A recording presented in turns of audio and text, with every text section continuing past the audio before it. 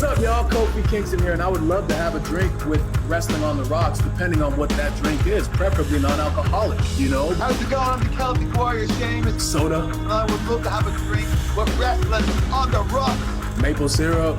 Fella.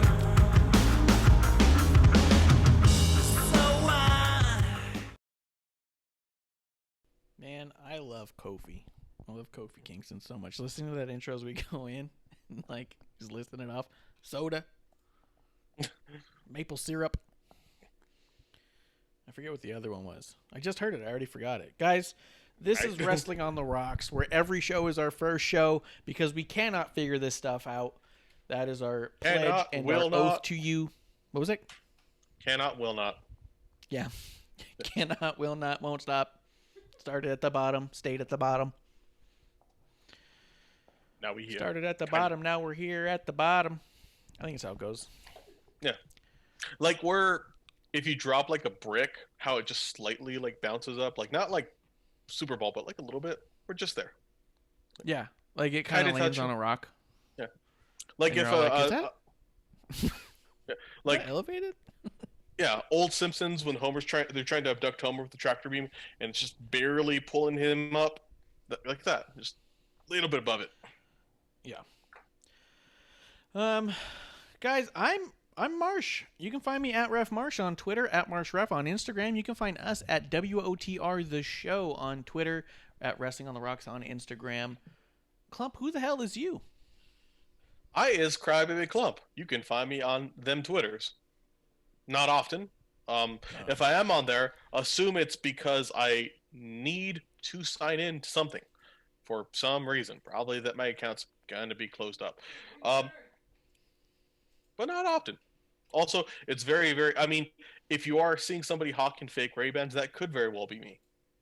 Oh, yeah, dude. I think you got a good thing going with those fake bands. Faux bands? Grim Reaper, what's up? Ray-Bans. We got Reaper in the chat. Guys, if you are listening on podcast, you can always join us in the chat and ruin the show, derail our thoughts, and be a part of the whole thing at twitch.tv/wrestlingontherocks. Mm-hmm. Give us the old like, the subscribe, the stars, the reviews, all the things. But whatever you do, buy us a drink. Right now, Klump, I'm pulling a half Klump. Oh. I got like a 3/4 Klump going right now. I'm having like a turtle head kind of Klump. By that, I mean I'm drinking coffee like Klump always drinks coffee. But I have a shot of Prapa number 12 inside of it. Nice. So it's like a quarter Klump. Klump, what do you got? I have Coke. If this is your first time watching, you have no idea what he's ever talking about with coffee. Yeah, I have Coke. Good old American Coke. Not as good as... other countries' Coke, but... Oh, dude, we're on the border, too. So we get that cane sugar Coke. That stuff's so good, dude. What sucks is it's getting like, they're like, oh, it's special, so it's more expensive. It was so cheap. Like, you would go down to Mexico and get Coke, and it's like, this is not... God, I gotta say Coca-Cola, but, like, you'd get Mexican sodas to be fantastically cheap.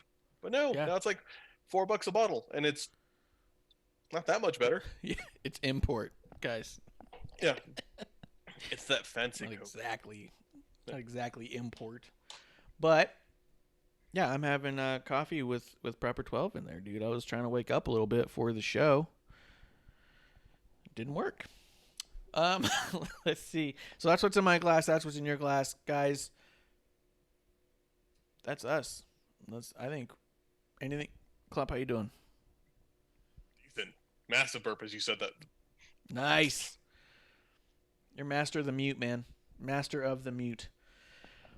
I'm going to get right into the news. I'm going to talk about a couple things up top. One thing I want to say, we're not sponsoring the show, but Mission Pro, which you can find at missionprowrestling.net, has a show at December 11th called Run It Back. We did sponsor them on their last show. We'll probably be sponsoring them in future shows, but the holidays hit hard. So, we're not sponsoring this one strictly for financial reasons, not because of any lack of support. Guys, this is a place that's owned and operated by Thunder Rosa. It's an all-women's company. Yeah. How am I messing this up? call it a federation. We'll go back to the territory days. It's an all-women's federation. Most of their camera crew and commentary and everyone, most behind the scenes is all women as well. I think there's one or two men involved, but I do think it's like her husband and the random guy. Also, our very own Dork Chop from our chat, who you, unless you've listened to every episode 1, have no idea who he is because he's been quite absent, and we hate him now. No, he's he went to the last one and recorded a bunch of stuff and cut together a highlight video for them, and sent it out to them. Was it last night? And they were loving it. Thunder Rosa was blowing up about it, and he couldn't believe it. So you can believe he'll be back to that show to watch more and record more for them. So Nice. that's Mission Pro Wrestling. I think they're doing a good thing over there. And was it Jazz and Thunder Rosa are putting together a training dojo for women? Dog Pound. Oh yeah, it's called the Dog Pound. It's opening at the end of the month, I think. End of the month. Yeah. Sounds awesome, dude. Can you imagine as a young woman aspiring to be a wrestler, getting to learn from Jazz and Thunder Rosa? Yeah, dude. Like it's. Dog with 2 G's. Mm-hmm. I said dude, not dog. Oh, there. Hi. Mm-hmm. No, you'll no, get but there. like, yeah, it's. I mean, it's awesome. This is what you want to see. Is you want to see somebody who's like responded to being in the indies, creating something, and I like this. I mean, hell yeah. Yeah, I think it's really cool. I do think it's very bizarre. Dork Chop just came in and subscribed. I feel awful about those horrible things I just said about him. I don't know how he snuck in tonight with me not knowing. I meant every one of them though. So just Yeah. It was the gimmick. The heat's not real. Fuck. He's gonna like unsub or something. He has more power than that from the stuff he's taught us. Oh, do you have the new emoji? The new New emote? emoji? Check in no in the official one. It should be on the actual chat. Because it's a tier 2 emoji. I was hoping you would throw it out there. Yep. Chop, we're happy to see you through here. I do know it's Chop's birthday week. If you guys are on Twitch at dork_chop, it's his birthday week. He's doing birthday celebrations all week. And I want to say that Thanksgiving Day, he's doing a marathon of just him hanging out. And I think we'll be part of that at some point because he's a cool dude to hang with. Yeah, there it is. Give me what I want. Nice. We got a new one. So, anyways, man, this is gonna be a rough one. I can feel it. I need more of this coffee mix. It's not.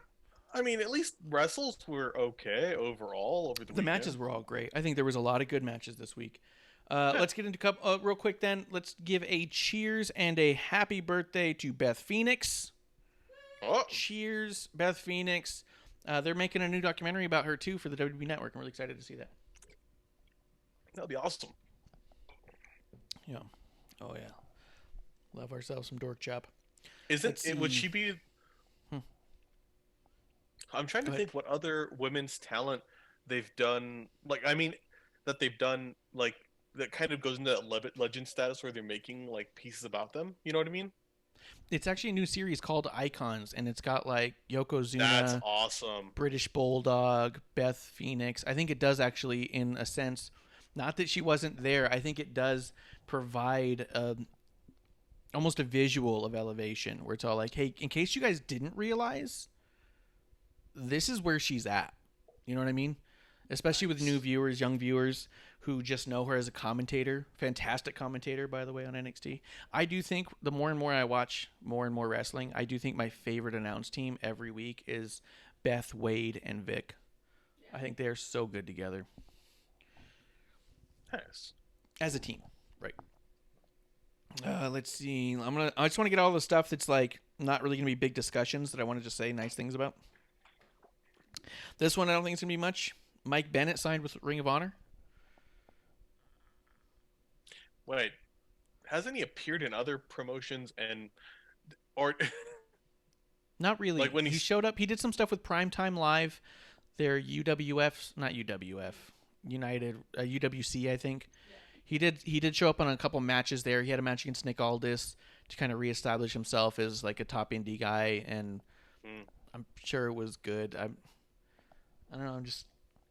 I mean, congratulations, and I hope he does very, very well. But I do feel like that I've got such a bad taste in my mouth for all the stuff that I saw of him that it really is one of those shitty cases where it's kind of like they might have actually ruined a really great talent for me.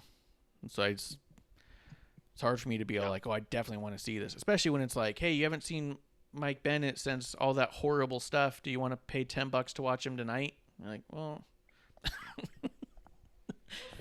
we'll see. So he is going to Ring of Honor, which I think is actually really cool because they've been doing all the pure tournament stuff. There's been a lot more of just like true blue wrestling happening. I think it's going to be an awesome place for him to showcase that and probably rebuild his reputation for those of us who have a sour taste in our mouth. I agree. I think that's awesome. I'm trying to see if there's anything else I'm looking at.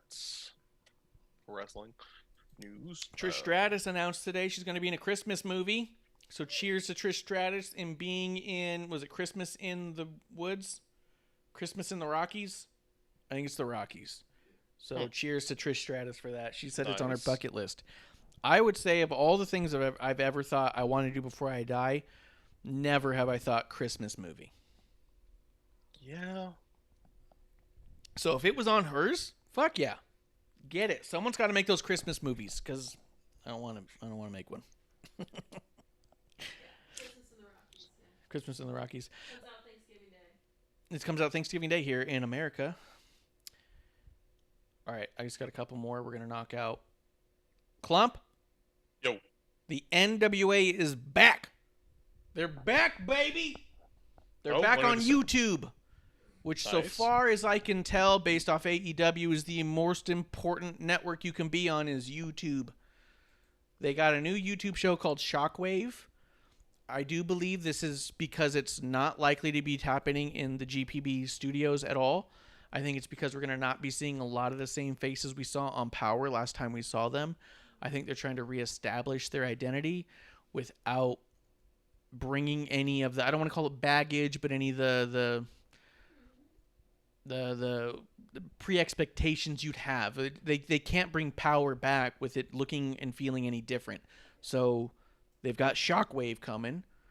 The video they put out about it was very, very vague. It sounds like there's going to be matches. I don't know what it's going to look like. I wonder and suspect it might look a lot like their primetime TV thing that they've been doing, but just on the YouTube platform, which would be nice because it's a really nice setup they got going on over there. But they are coming back. They're going to be back on Tuesdays at 6 o'clock on YouTube. Klump, what do you think?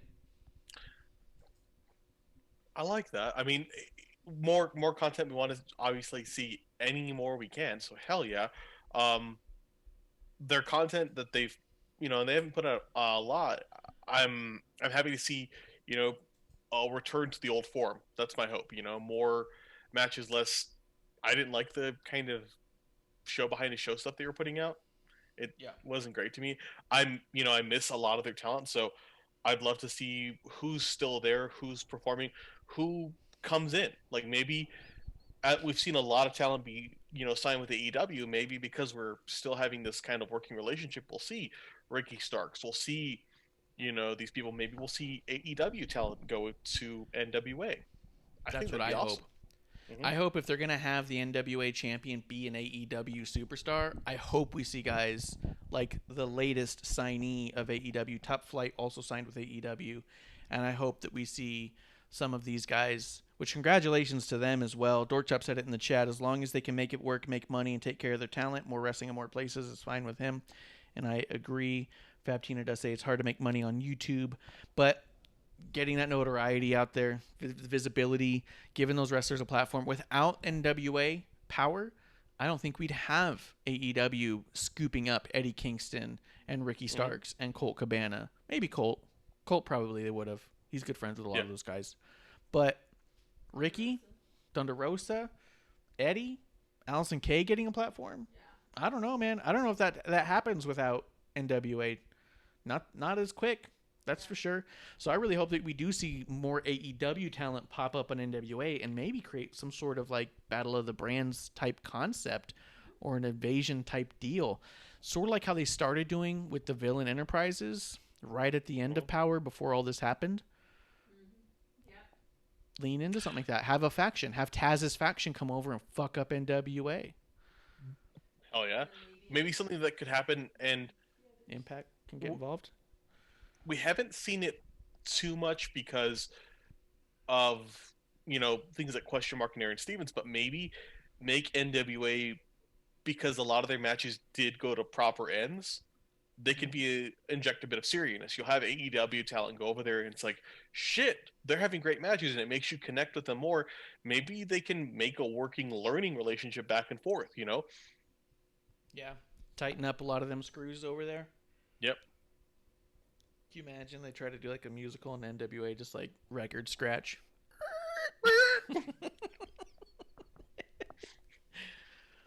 But very excited to see NWA's back. Shockwave. I didn't catch the date that it comes back, but coming soon to a YouTube near you. Stay subscribed to the NWA channel. And Top Flight signed with AEW, dude. Did you get the chance to actually sit down and watch Young Bucks versus Top Flight? I did not. Okay. I think you should. I think you'll like the match. These guys also said at one point that they grew up watching Young Bucks because they are that young. They're like 19 and 20 or 18 and 21, something like that. They're kids. I don't know. Okay, but these kids were smooth. They were slick. You can definitely tell in their work that they idolize the Young Bucks. They're actually cleaner than the Young Bucks about getting to their spots where they ought to be. These guys look heavily influenced by Young Bucks and Ricochet.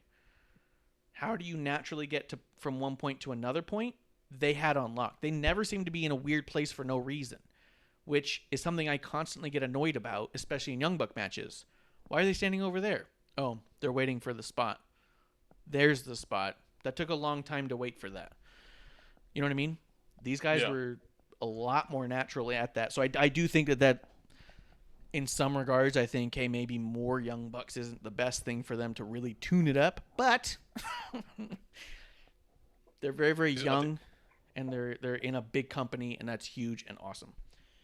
No, before you say what you're going to say, I'm just going to read Dork Chop's thing. He said, Top Flight is like a better version of Private Party. They do the big, elaborate spots, but don't look like shit. Tons of promise. Okay. That's even harsh for Down me. the middle! I know. Klump, run wild. Goddamn. I was going to say, I'm looking at their pictures on Twitter, and I'm like, God, they look like high school senior pictures, which isn't far off. And like, fuck Dork Chop, that's savage and amazing. Yeah, that was savage. It was amazing. The other thing is, here we go.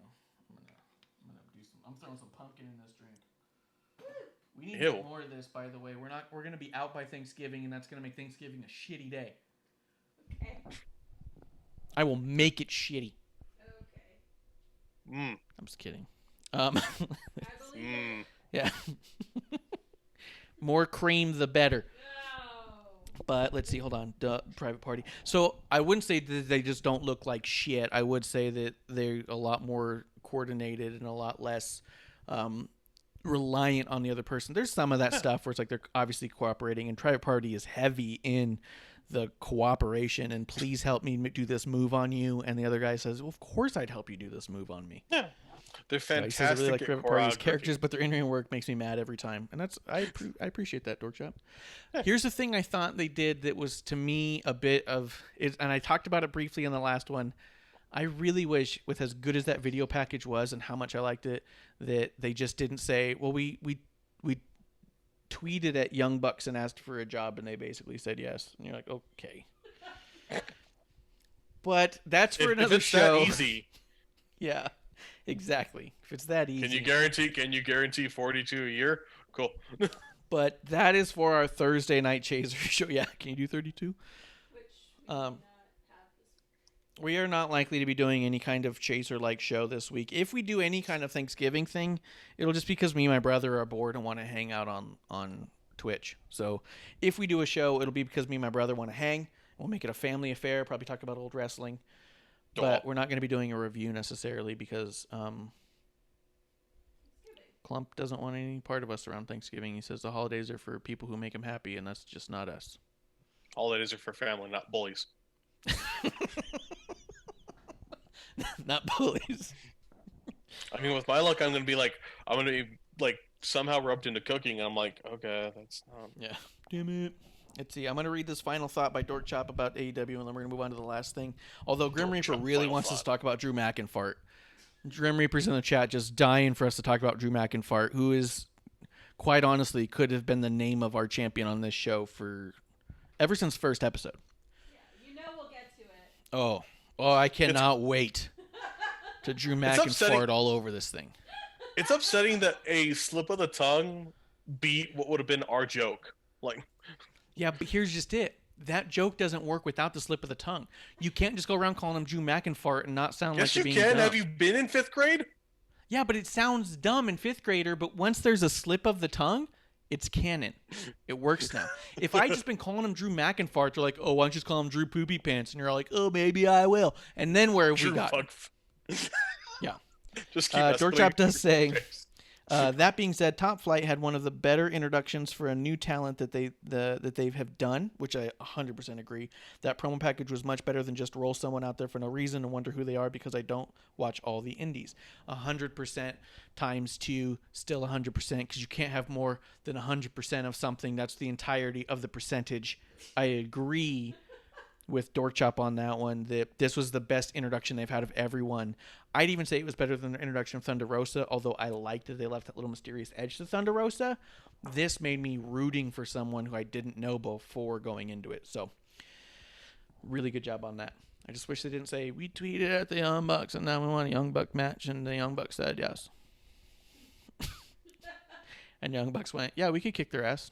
I don't care. Send them in.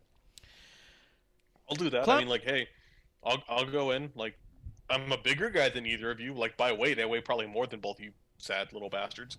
Just beat me up. You'll look better with your weird way of trying to be heels, and then, yeah. Klump, I wanted to get your take on this because I've been talking about it for a while. Cameo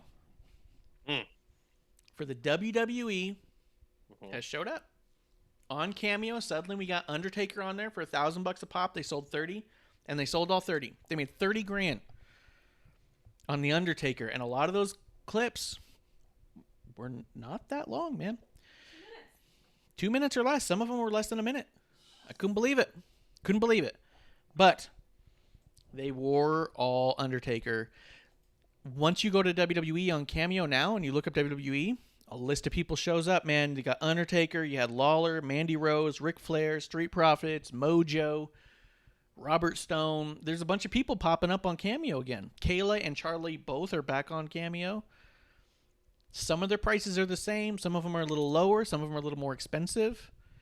Could this have been what I was postulating all along? That they just wanted a way to contract this stuff so these people are easier to find? When I look up WWE, boom, they all come up. You could have looked up WWE before and it'd still all come up. No, they don't. Because they were. I did it before and they didn't. It did fairly well though. I mean, if they put it in their hot link, or basically in their links, it would hit. I get you though. I mean, my only thought, and I'm not going to try and shit on this because it's about time it's good. Give these people give your talent more avenues to make money, more ways to grow merch, and I can get your argument. But I think one thing that might be just a bit light on it that we could hit back on it is, well, how much is being taken? That's my only thought here is, whereas before with Cameo, we knew the split of the money was Superstar and Cameo, unless they had a crew with them performing. We'll see. With WWE, how much of that is going to who? And that's, it may not be a lot. It may be a fantastic deal. My thought is there'd be no reason for it to not to affect them negatively, like incredibly negatively, and be like, yeah, here's your buck for the $120 we made. But it also does, it isn't transparent. And that's the only thing I kind of, and they don't need to be, but I'm like,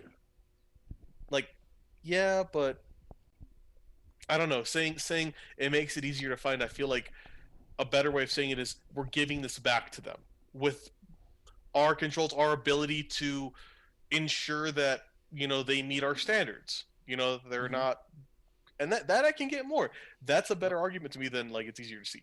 That's just all I think. Yeah. Well, let's look. Dorkchop says it in here. Prices may be the same, but does that talent keep 100% of it is the question. That's all I want to know. Fabtina says a lot of top talent is doing very well. Dorkchop says if WWE got their grubby little fingers in there, then I think that's pretty fucking carny. Fabtina says they aren't all making less than 50K like the new NXT talent.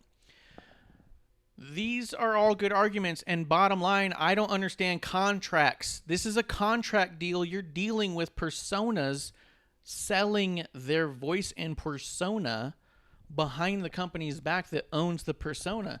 A Big E cameo was never anything other than, oh, happy birthday.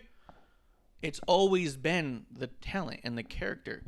If WWE turned around and said, hey, wait a second, are you selling our fucking image for 100% of the money there and not even talking to us about it?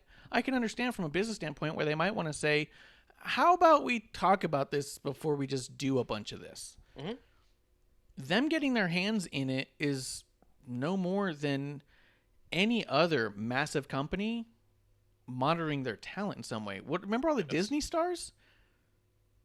How much Hillary Duff couldn't even do movies until long after her contract expired. Once you're contracted to Disney, they just owned you as a celebrity. You couldn't do non-Disney movies. Harry Potter, that kid, he couldn't do anything but Harry Potter till several movies in because the contracts worked out a certain way. Mm-hmm. This is a character. It's a persona. And if the talent were literally going behind the company's back to sell that off stage, why wouldn't the company get involved? I don't think that's carny. I think, hey, it's awesome for us to be concerned and care about the people we care about and the wrestlers we care about and want them to do the best they can and to make the most money they can because they are tearing up their bodies for us and we appreciate that. And I love that the passion here is because of how much we appreciate that. But we're also all not employment lawyers and we need to relax a little bit when we say things are right and wrong and say, oh, look, the company does seem to be sorting something out because people are popping back up on Cameo. You do make a good point wouldn't there. Be surprised real quick if part of the reason wasn't that because we kept noticing it, and I'll let you say your thing, is we were noticing that like when Raw was on, AJ was on Twitch because he was on SmackDown. And then when SmackDown was on, you'd have like Ronda Rousey on Twitch. I mean, Mia Yim and stuff and Dakota Kai. Like you had wrestling talent turning on their Twitch while WWE programming was on. Why wouldn't you as a company say, hey, wait a second. People are tuning into our program to see our talent. And here's our talent literally streaming to make money 100% off to the side under the same moniker. Most of the time, the same character. And people are watching you because of this at the same exact time. Why wouldn't they say, hold on, let's put a stop to all of this real quick and figure out a middle ground or figure out what's right and wrong or just figure out if we're bringing it back or not. Like, I can understand a company saying this is out of hand and we need to figure out the right way. Because the other thing is it would do, let's say that AJ was on SmackDown and every Raw he was streaming Twitch and then all of a sudden one Raw he's not. Is that going to start causing rumblings? Oh, is AJ moving to Raw? He's not on Twitch today. Boom, AJ shows up. Oh, cool, we ruined the surprise because you fucking Twitch every week. Dorkchop says, well, in AJ Styles' case, he owns that character so he can tell WWE get fucked. I don't think you understand contracts either, Dorkchop. Entertainment contracts. Yeah. Klump. It's all yours. What I was going to say, like, I think, and nobody needs to do this. I think now saying this regard to contracts personas, it doesn't have to be a positive negative, but that's the argument I think makes the most sense to say, yeah, it's this. It's, a fairness. It's the ownership we have over the personas. It's the presentation of them within WWE bounds. Yeah, absolutely. I kind of want, and I know they wouldn't do this because there's no reason for them to do it. But with that little bit of stank that's going on right now, just say, yeah, like almost release an earnings report or have people have people, be able to talk about it. My hope is that it's high, yeah, they're taking nothing because they really don't need to. It's, and I think unfortunately that's the thing that a lot of people are thinking of because it's kind of, it came up in such a weird way. It came up in such a, it was portrayed a lot as like infringing on money, but I have always felt that that's my concern, but also I do understand and have agreed with your kind of like long-term viewpoint, which is, yeah, but you, as a company, it makes no sense to hide or it makes no sense to let people do things that might damage your brand, especially if Yes. they're working with what you own or maintain. In experience, we've both been at companies where that's been a conversation. Like, you cannot present yourself in a way that negatively affects this company or purports you to be something that you are, and that's fair. Um, so, yeah, I think Yeah, that I don't one know. flight attendant I lost want her them to be more job for that transparent. picture on Instagram the one time because she was in the Mhm. flight. Yep. Go ahead. No, I think part of it, like my hope, and it's not necessary by any means, but it would be cool if WWE, in awareness to this, kind of was open about what it was, why they did it, like in an earnings call. Like, I hope somebody asks the question in an earnings call how much money we're bringing in, and they kind of proudly say, "We're not taking any money in this." In terms of like, it's a flat based percentage. The talent is getting this of what they own, and they get to dictate their pricing. Like, they could explain this more, and I think it would look really awesome. You know? Yeah. Um, I don't even think that personally. Do I think that they need to take 0% because you are effectively Mark Calloway didn't create the Undertaker. Mhm. Big E didn't create Big E. You know what I mean? Like, they are literally creations that happen with creative under contract. I mean, I've worked with companies that if I had made an app at home, it could potentially still belong to that company because the company was a software company. And if you Mhm. do something in that realm, even, sorry, they own it. They own a lot of intellectual property. Intellectual property is a very complex thing. And at the end of the day, I don't understand contracts. Dorkchop does have something he wants to say about it. He goes, what really seems to me is big picture-wise, a lot of the WWE talent were already locked into contracts that maybe didn't have the language to curtail streaming and Cameo, etc., because those platforms maybe weren't viable ways to make money when those contracts were signed or outside of the company's radar at the time. It's one thing to write things into contracts, but it's another to add stipulations retroactively and ban practices that weren't an issue before, unless they're an issue now. That's not what Dorkchop says, is what I'm saying. If it becomes an issue, then now it's an issue and we have to deal with that. Because you can't, like you said, let your brand get damaged in any way because a thing didn't exist when the contract came out. Yeah. And Dorkchop says, but no one knows what's going on for sure. And that's 100% bottom line. We don't know what's going Yeah. on for sure. I do think the conversation is a lot more complex and than it is simple. And I do think that there's a lot more to it than, well, WWE would not get a single penny for anything that the WWE employees make. What? You know what I mean? Like, I think that's a conversation for them to have more so than anything else.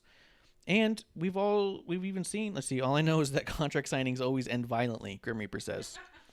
Yo, dude, that's a good point.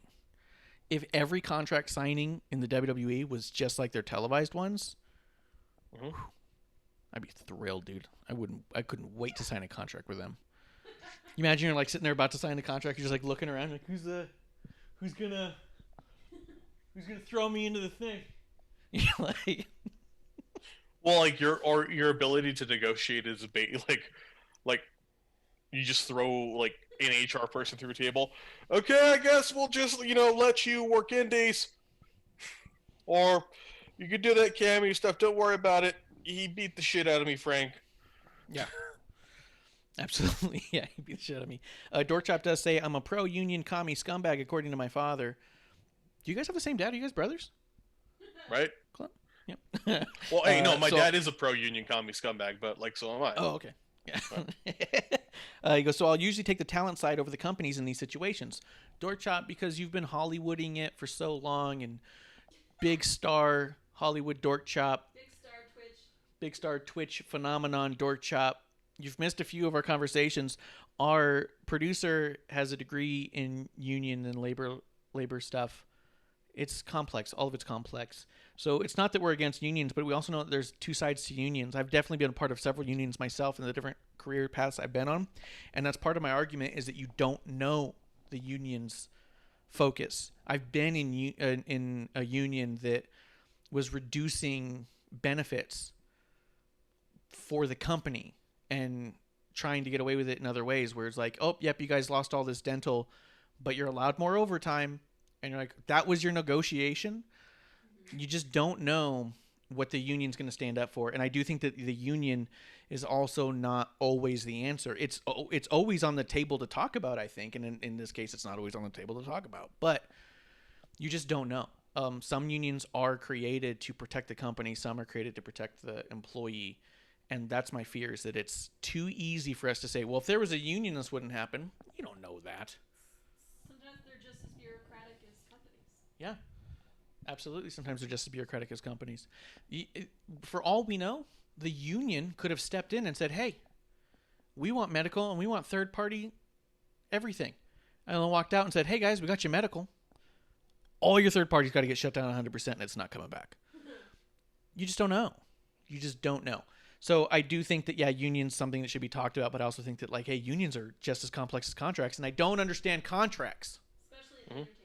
Especially in entertainment law and employment law. And in such a weird world as wrestling. I think that's what makes it so fascinating, is that wrestling is so much different, although so much the same as so many other careers. It's an amalgamation of so many careers that it's like its own world. That's why we're the WWE universe, dude. I don't know what AEW calls their fans. Probably chumps. Marks, if you ask me. Dorkchop says, yeah, my mom was in the teacher union for 30 years, so I've heard it all. See? Oh, yeah, Dorkchop says Marks for sure. Greenberg says, I want to be part of the Up Yours union. They can take care of you. They take care of you? The Up Yours union? Is that what they say? Hey, who's the head of the Up Yours union? Would that be Drew McInfart? Yes. Woo! Dude, I got it. Klump, did you hear me? Yeah. Klump, did you hear it? I said Drew McInfart. I did, motherfucker. Dorkchop says, I was gonna throw something to Dorkchop real quick though. Or Go like, ahead. I align with what you're saying too. Like in my view of it, like in an ideal world would be, and I do side with talent. Like I typically will side with the employee over the employer often. I don't feel like I'd see this go any other way than the way it went. You know, which is why I'm like, hey, they're doing something, and I hope that it's to the benefit of talent overall. But ultimately, I'd like to see a lot of these questions, the conversation be had, a lot of questions answered, and I'd like to see those benefits come out. But hey, at the very least, this is something that's there because I was, my view of it when they first closed it down was for people who you don't see on TV as much, who aren't able to tour. Hey, that's something to make money. So Yeah. to give them this back in any capacity, I'm okay with. Now, also, if this is a point to have a discussion or in the future negotiate or talk about it, I think that'd be very smart. And yeah. Yeah, I think there's a lot to it. I think here's the weird bit to me is I wonder, for me, if it's as close to their contract as royalty money is. You get this percentage per shirt, you get this percentage per cameo, if it's the same royalty umbrella or not. That to me is the more fascinating bit because, I don't know. I just have no idea. But I do know that some of these guys make more in royalties in a month than I make a year. Mm-hmm. So I know that the royalties aren't shit. We might all say, oh, yeah, they make 25 cents on the shirt. I don't know if that's true at all. That's fucking made up. I want you guys to know I made that up. That's what makes me a wrestling journalist, is that's now fact. It's 25 cents on the shirt. I'm a wrestling journalist now. Klump, you can approve of that. I'm a wrestling journalist, right? Nah. That term doesn't exist until I otherwise designate it as being real. Right now, there's no such thing as a wrestling fucking journalist. All right, I'm a wrestling hack, and I'm saying There, thank you. 25 cents a shirt. Fact. Facto mundo. I've read it because I wrote it down a minute ago in my notes. God damn it. Whatever the percentage is, I want to know if it's relative the same to the other platforms or not. I just don't know. I think it'd be interesting. But some of those guys, even if they do make what we would perceive as a small percentage on a shirt, by volume alone, is nothing to scoff at. You know what I mean? Dorkchop does have something else he wants to say before I think that we maybe move on a little bit. And by the way, I know you guys are huge proponents of the talent. I just filled up my glass of ice with a big WWE logo, and I'm here for the company, strictly. Company man. I'm here for what's best for business, Chop. Remember that. Next time you're at Mission Pro. And Vince Marks even have like their own way of phrasing it. This is great. Yeah. Dork Chop does say there has to be a compromise at some level. The company may own character IP, but they don't own their employees. People have to have a way to spend their free time, whether it's for monetary gain or not. If they have to do it under their real names, under screen names, it's not connected to the wrestling IP, then so be it. They might lose some name recognition right off the bat, but wrestling fans are determined they will find them. And then he called me the real shill. It's possible. I feel like Sam Roberts is a bigger shill than me. I can't shill as hard as he shills. But I'm still a big fan of Sam Roberts. I'm just throwing it out there. But I think that there could be compromise. I think that it's a lot more complex than all of that. And I do think that what I liked a lot about, I believe, was it Mia Yim or Dakota Kai, where 100% of everything they made on Twitch from the time they started it to the time that I think they finally closed it, if they did, went to a specific charity. It was all charity every time. And that to me is pretty fucking cool. I would love to see more stuff like that too, where it's all like, hey, Sami Zayn's going to play Among Us for a while, but all the money's going to Sami for Syria. You know what I mean? Yeah. Maybe they got to choose from a particular set of charities or something, you know? Maybe they're like, hey, you can do what you want, but hey, I don't know. But I don't know if that's even the move. I just remember thinking that was very cool, especially from an NXT talent, because it was one of the two of them when they were both in NXT. And they notoriously aren't making as much money as the rest because I don't understand contracts. So, let's see. Klump, anything else you want to say about any of that? I feel pretty good. I got my piece in. Yeah, I got it last week. I got a segment. Dork Chop, get on my level. Yeah. I am the only wrestling journalist. That's a good point. He's a wrestling journalist, and I am a self-proclaimed rumor starter. I think it's going to make me big time. I'm going to start a big rumor. Meltzer's done decent with it. He's done all right. What are you looking at me for? Some people showed up in Impact. Some people showed up in Impact right now. We have... Oh, no. What? So Jazz is teaming with Jordynne Grace as her tag team partner in the Knockouts Tag Team Title Tournament. And also, as seen prior in NWA, you have Ashley Vox. And I don't recognize her tag team partner, Delmi Exo. I believe they were partners before. I believe they were too, but not in NWA. Yeah. But Ashley Vox and Delmi are now... They're performing tonight in Impact. I don't know what that means contract-wise because I don't understand contracts. But Jazz is tagging there, and I think that her contract is... I think she's doing the other thing, so I don't know if that's got to be like a short-term thing. But I guess we'll see. Dork Chop just wants to work the hard cam one day. Dude, your camera was so much better than their hard cam. Don't tell them I said that, but... What? The thing is if you're going to work their hard cam, you got to bring your cam. But I'm excited for Ashley Vox. Ashley Vox, it's really cool to see her on Impact. We'll see what she does with it. Hell yeah. I don't know. I'll ask you what you think of this, because I've seen a lot of battles back and forth. Klump, what do you think about them still using the term knockouts to talk about their women's division? I don't like it. I feel like it's the argument that would be made is that it's a term we defined and that it refers to how hard hitting wrestling is, which I kind of find laughable as I think about it. I mean, it harkens back to what knockouts came out of us TNA wrestling, and TNA wrestling was meant as kind of a reference to the idea of TNA. A lot of people have said that. I don't really like it. I think there's better ways of saying it, you know? It's, you know, you can own things, and, you know, you can definitely own that sexuality or sexual, I don't want to say sexuality, the sexualization of female performers was a big component of women's wrestling, and try and make it a positive. But I don't know if they're doing that or if it really serves as a benefit. I think you'd have to do more. Yeah, I'm not personally a fan of it.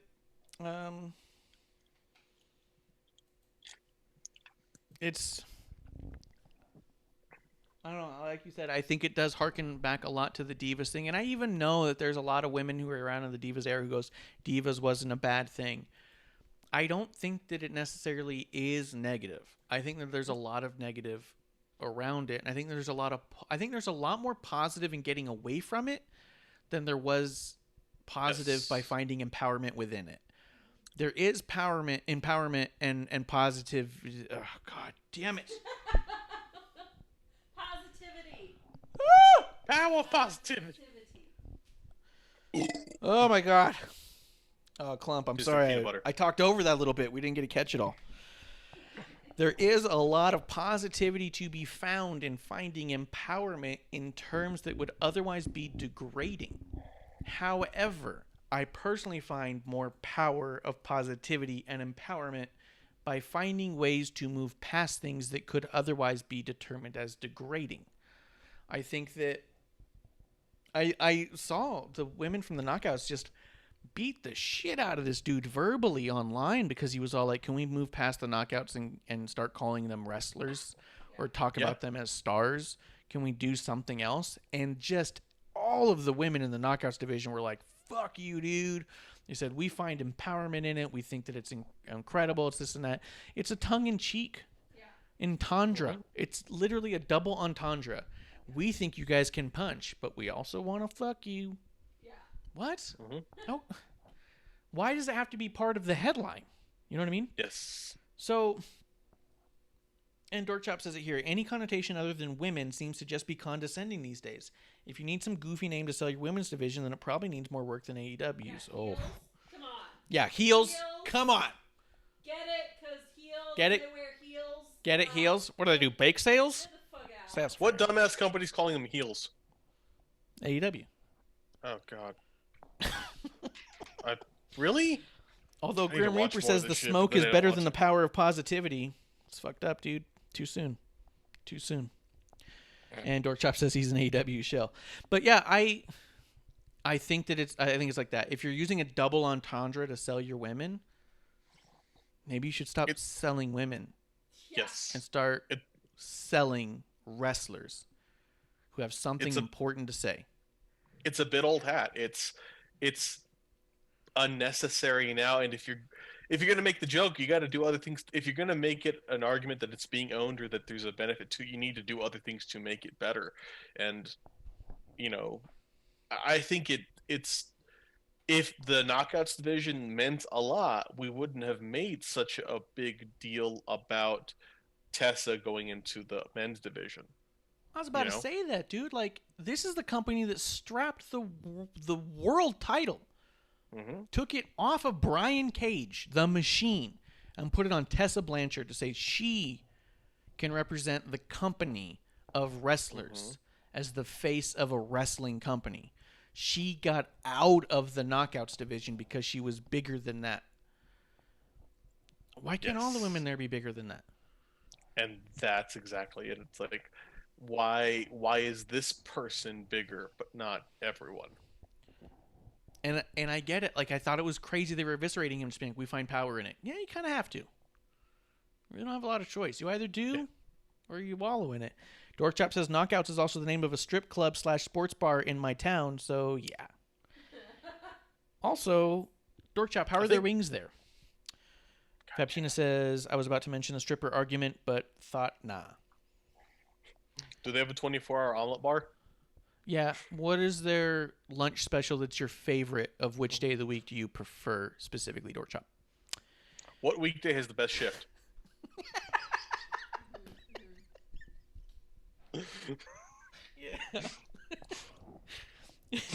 He's like, I wouldn't know, but I'm not going on Tuesday. I'll tell you that. He's like, You might see bullet holes.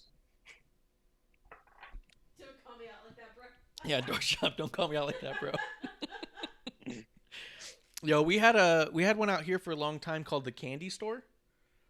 Oh God. That caused issues though, because I didn't realize what it was even. I was like, damn, that's a big old candy store.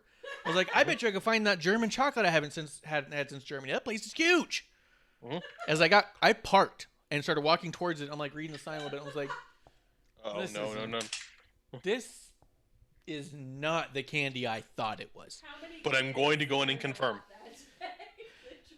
That's how I first knew about it, because my bus drove by it going to school. So when I got older and I had actually gone, like, because I moved on and all that stuff, and I came back to town, I was like, you know what? I bet you the candy store, that place was enormous. I bet you they'd have that German chocolate. No. Not that kind of chocolate. I'm starting to wonder if Raiders Reef isn't like a pirate-themed restaurant. Yes. That's true. Or And Dorktrap says, unless you Mom, get want to go to the Scoop candy Daddy. store. Yo, I've been in cars with that conversation. I think Kevlar said that. I think Kevlar talked to his mom about trying to get to the candy store before. And she was like, no. And he thought she was just being mean. When you guys I was being real. you should clarify. Probably both. Okay. Probably as a kid and probably as an adult, he asked his mom to take him. He's a family Ew. man. Let's see. Grim Reaper says that would have been Ew. German chocolate of a different kind. See? It's a different kind of cake. Is that a cake farts joke? Good job. Hell yeah, dude. Oh, yeah. Yeah. Bouncer, Drew McInfart.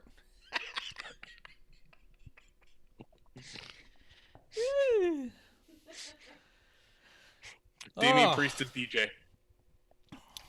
Let's see. I don't know what he's doing there, but Damian Priest is at this wrestling strip club. Yes, he is. Dorkchop says, don't mean- goddamn, Mom never takes me to the candy store. Yeah. Drew Mac and cake farts. Dude, I'm on board. Keep them coming. No Drew McInfart joke is a bad Drew McInfart joke. That's all I know. I kind of feel like Drew McInfart has been the platform of our show since day one. Yep. This being episode 1 doesn't hurt. Yeah. But previous episode 1s as well have been waiting for this moment to call our champion Drew McInfart. Oh. Oh. It's a good day. Yeah, yes, this is our first show. Klump. We did a lot there. I think that set the mood. Let's wrap it up. Yeah, Klump, did you highlight SmackDown or did you watch chunks of SmackDown? watched a little bit here and there, but not crazy, man. I'm not going to be the best. Yeah. So we'll talk more about Survivor Series than we do about the shows, but let's see. In the Drew McIntyre Roman Reigns build to I did Survivor like that a Series, lot. that was a cool promo. Mm-hmm. I really like Roman Reigns. And also, was it just me? Or did Roman Reigns suddenly, not in a bad way, but look like 30 years older? Like all of a sudden, he just looked like this wise old man to me. Not like old. He just looked like battle worn. It's his cadence. His cadence. It's his posture, his nonverbal and verbal movements. Yeah. Yeah, he came off like a different, He looked like the seasoned pro. Yeah. Like all of a sudden you're just like, oh, you're not the fucking young upstart. You're not the guy they've been pushing down our throat. You're just the dude who's been sitting at the top for so fucking long. You know this. Method acting, man. Yeah. Acting? Dude, it was... I loved it. Mm-hmm. What was that line Drew that being Roman had? smug as shit. That little piece of shit, Drew McInfart. Yeah. Like, basically, right person, right place, wrong time. Like, hell yeah. Oh my god, dude. So good. And him talking, he's like, I knew you'd do it because I've been there too, where you had to prove it regardless of the... Whew. Man.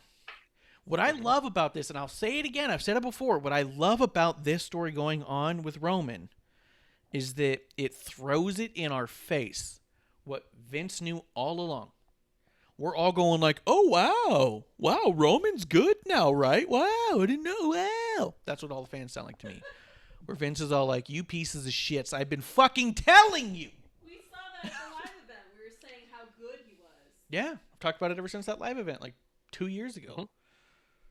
3 now, actually, because we missed the 1 year. So, but like 3 years ago, yeah, we're all like, holy shit, we saw this guy live, and it was like different level. Like, what is this? This is, I want this forever. Ooh, we got a new Nightbot. For anybody who's listening on podcast, twitch.tv/wrestling on the rocks to join. We have a new command that says, McInfart go. And there's a Marsh burp counter in there now, which is probably good. We got to keep track. Back and fart go. Yeah. But yes, I think that for one, Drew is, to me, the top heel in the company. I don't see how they don't get this. Mhm. I love watching him get his ass beat. And he is so good at selling, and he is so good in the ring and so clean. I want to see him in matches. I definitely wanted to see him in a match with Roman, but I definitely needed Roman to win this one. You know what I mean? Mm-hmm. I wanted to see him against Randy Orton, but I had to have Randy win. Every match he had where he lost, I was, wow! And every match that he won, I was like, God, someone take him down. But the thing is, I didn't not want him on the pay-per-view. Mm-hmm. He's amazing. But everything about his character, about his antics, about the way he says things, like, boo. Boo this smug asshole. And it seemed like Roman was putting him in his place, and that's what I loved about it. It was all like, all right, you think you're a cocky dude, you think you're cool, you think you're the top shit. I remember that when I was a young boy. You know what I mean? Like, that's sorry, yeah, like when I was a young boy. It's true though. Like I think, and I think we've always heard that it's easier to be heel. A lot of people say that they prefer to work heel or it's easier, and I get it, but this is a level of character work that he's doing that is really fantastic. Even like this isn't just okay, you go be an asshole now. Like the character he's doing, the way he's performing, the way he's acting it's fucking amazing. Him as a face, you know, I don't know what you're expecting in terms of, you know, a developed character. I love when there's a face that has a little bit of an edge to him. But when you're the face of the fucking company, you're the one that kids like or are supposed to like. So they're gonna make you Superman, and that kind of sucks sometimes. In this role, he's fucking great. Like I've come to terms with that and accepted that. Yeah, Roman isn't going to be interesting, or I'm not going to care about him as the face of the company. He's going to be this, but I can love him in, you know, this heel role because he's so good. And yeah, him taking Drew to task, him just kind of holding court there, like he's done in every promo. But in this case, it looked like, you know, you got a belt, you just got your middleweight belt. That's awesome. Yeah. But now you're challenging the guy who's never lost. Yeah. You know, now you know what's cool too? All this stuff going on with Roman, the little dude who I took to the live shows that I've talked about before. I was talking to him not that long ago.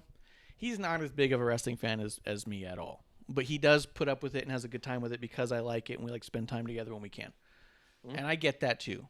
But he does have his favorites. And I was like, dude, Roman is doing some killer stuff right now. Everyone loves him. And he's all like, dude, I knew that all along. I was like, he's like 13 now, which is crazy to me to begin with. But secondly, I told him, I was like, Roman's killing it. And everyone's talking about how amazing he is. He goes, I've always said he was amazing. I was like, I know. And he was all like, dude, that's obvious. Like, what are you talking about? And I was like, you've been right all along. It turned out. And we all had to catch up. Somehow the children knew before we did. All of us smart marks thought we knew what was good and best for business the whole fucking time. And the kids were all like, no, that's the guy, idiots. He will be one way or another. Like, yeah. You have to be the most pure, like, wrestling fan. Like, yeah, it's gonna be Roman. Yeah. He's gonna win it. I was asking Dorkchop in the chat if he likes the belt. He says it looks like it was made for Andre, though. Dude's fuck calling me fat on my own show. That's a good one. Way to get constructive with your fat jokes. Good job. I know. Yeah, right? He's like, does that fit you? Because it looks like it could fit a giant, a literal giant. What? It does fit. It was like, I was driving my dad around town like a week ago, and he's like, well, what's a good place for food? And he's just kind of asking me, I'm like, well, I don't know what you like. Because, well, you know, you eat a lot. It's, you know, you get a lot of food. I'm like, are you trying to make a positive fat joke? He's like, look, it's not wrong. I'm like, you lift heavy. Yeah, words hurt, Dad. Your knees lift heavy. Yeah. Oh, and this is Dude, I can't believe I almost forgot about this. This makes it so much fucking better. I got to clip these. I'm going to clip them. Drew McIntyre at the end of that promo goes, Drew, you're my favorite number 2. Drew McInfart. Favorite number 2. That's a turd. And not even a week later, Adam Pearce is all like, what up, Drew McInfart? Yeah. The number 2. Adam, don't knock Drew down. He's the shit. Leave him alone. Yeah. I'm 100% going to I'm going to clip that. He's like, my favorite number 2. Champion Drew McInfart. My favorite number 2. Yes, sir. I'll pack my stuff right away, sir. Yeah. Grim Reaper brings up a good point. The title belt size complements the size of the urn. I agree. I think Grim Reaper's dead on with that one. Dead man on that one. I'll leave. I don't have to do. That is it. I quit. Bye. Okay, that's enough. Okay, but yeah, I did love that segment. I'm just going to run through a couple things here. So Seth Rollins did lose to Murphy. I thought that was good. Is this where Mysterio gives him... Yeah, celebrates with the Mysterios afterwards. Came out with a Mysterio. So I do think that we're finding a finality to that. I also think that they're kind of like teetering Seth Rollins right now. Because I think that with his soon-to-be child, I think they are trying to work out I think they're trying to keep him in a light where they can let him disappear for a few months at any given moment. So I think that's why we're seeing a lot of repeat stuff. This is just my personal feeling. You just feel like that you're like, okay, it's kind of a big thing every time he loses, but is it because he's going to be away for a few months and he comes back next week? Oh, okay. Well, they kind of did that again, didn't they? I think that's on purpose. I think they're trying to tell his story, inch it along. He's got a lot of star power. He can teach a lot to the people he's in the ring with. So it's like, why not utilize that talent if you've got it? But they're also trying to, I think, give him the freedom to be able to just disappear for a while when he needs to. That's my gut feeling about it. That's my rumor I've created. That's what makes me a wrestling journalist, is that I can make that shit up and make it fact. Klump is gone. Yeah, he's gone. Oh, he lost the internet? He just messaged me. Hey, Dorkchop, you want to jump in? Wow. I'll send you a link right now. It's like Inception right now. Sorry, guys. Well, I threw it to Klump, and his internet is... All right, well, what do you want me to do? I don't know what to do here. This has never happened. We've never not had a person. Hey, Grim Reaper, you want to be on the show? I'm a person. Yeah, producer here. I don't sound like that. No one said you did. You're trying to mimic me. Boop. Boop, boop. Leo. Yeah, Dorkchop goes, I'd love to hop on, but I didn't watch any WWE. Alright, so tell me. I don't even know what I asked him before. He just... Oh, it was the whole... I made up a rumor about Seth Rollins Yeah, he did. disappearing. That's what makes you an internet journalist. Yeah, I'm an internet journalist now. I can make shit up as we go. Oh, my God. What else did you like? If you send me an email, Grim Reaper, I will send you a Zoom link right now and put you on the show. Really? Yeah. Oh. Klump's in. Klump's back. We got Klump back. All right, we're gonna go to a three-man booth. Klump is back.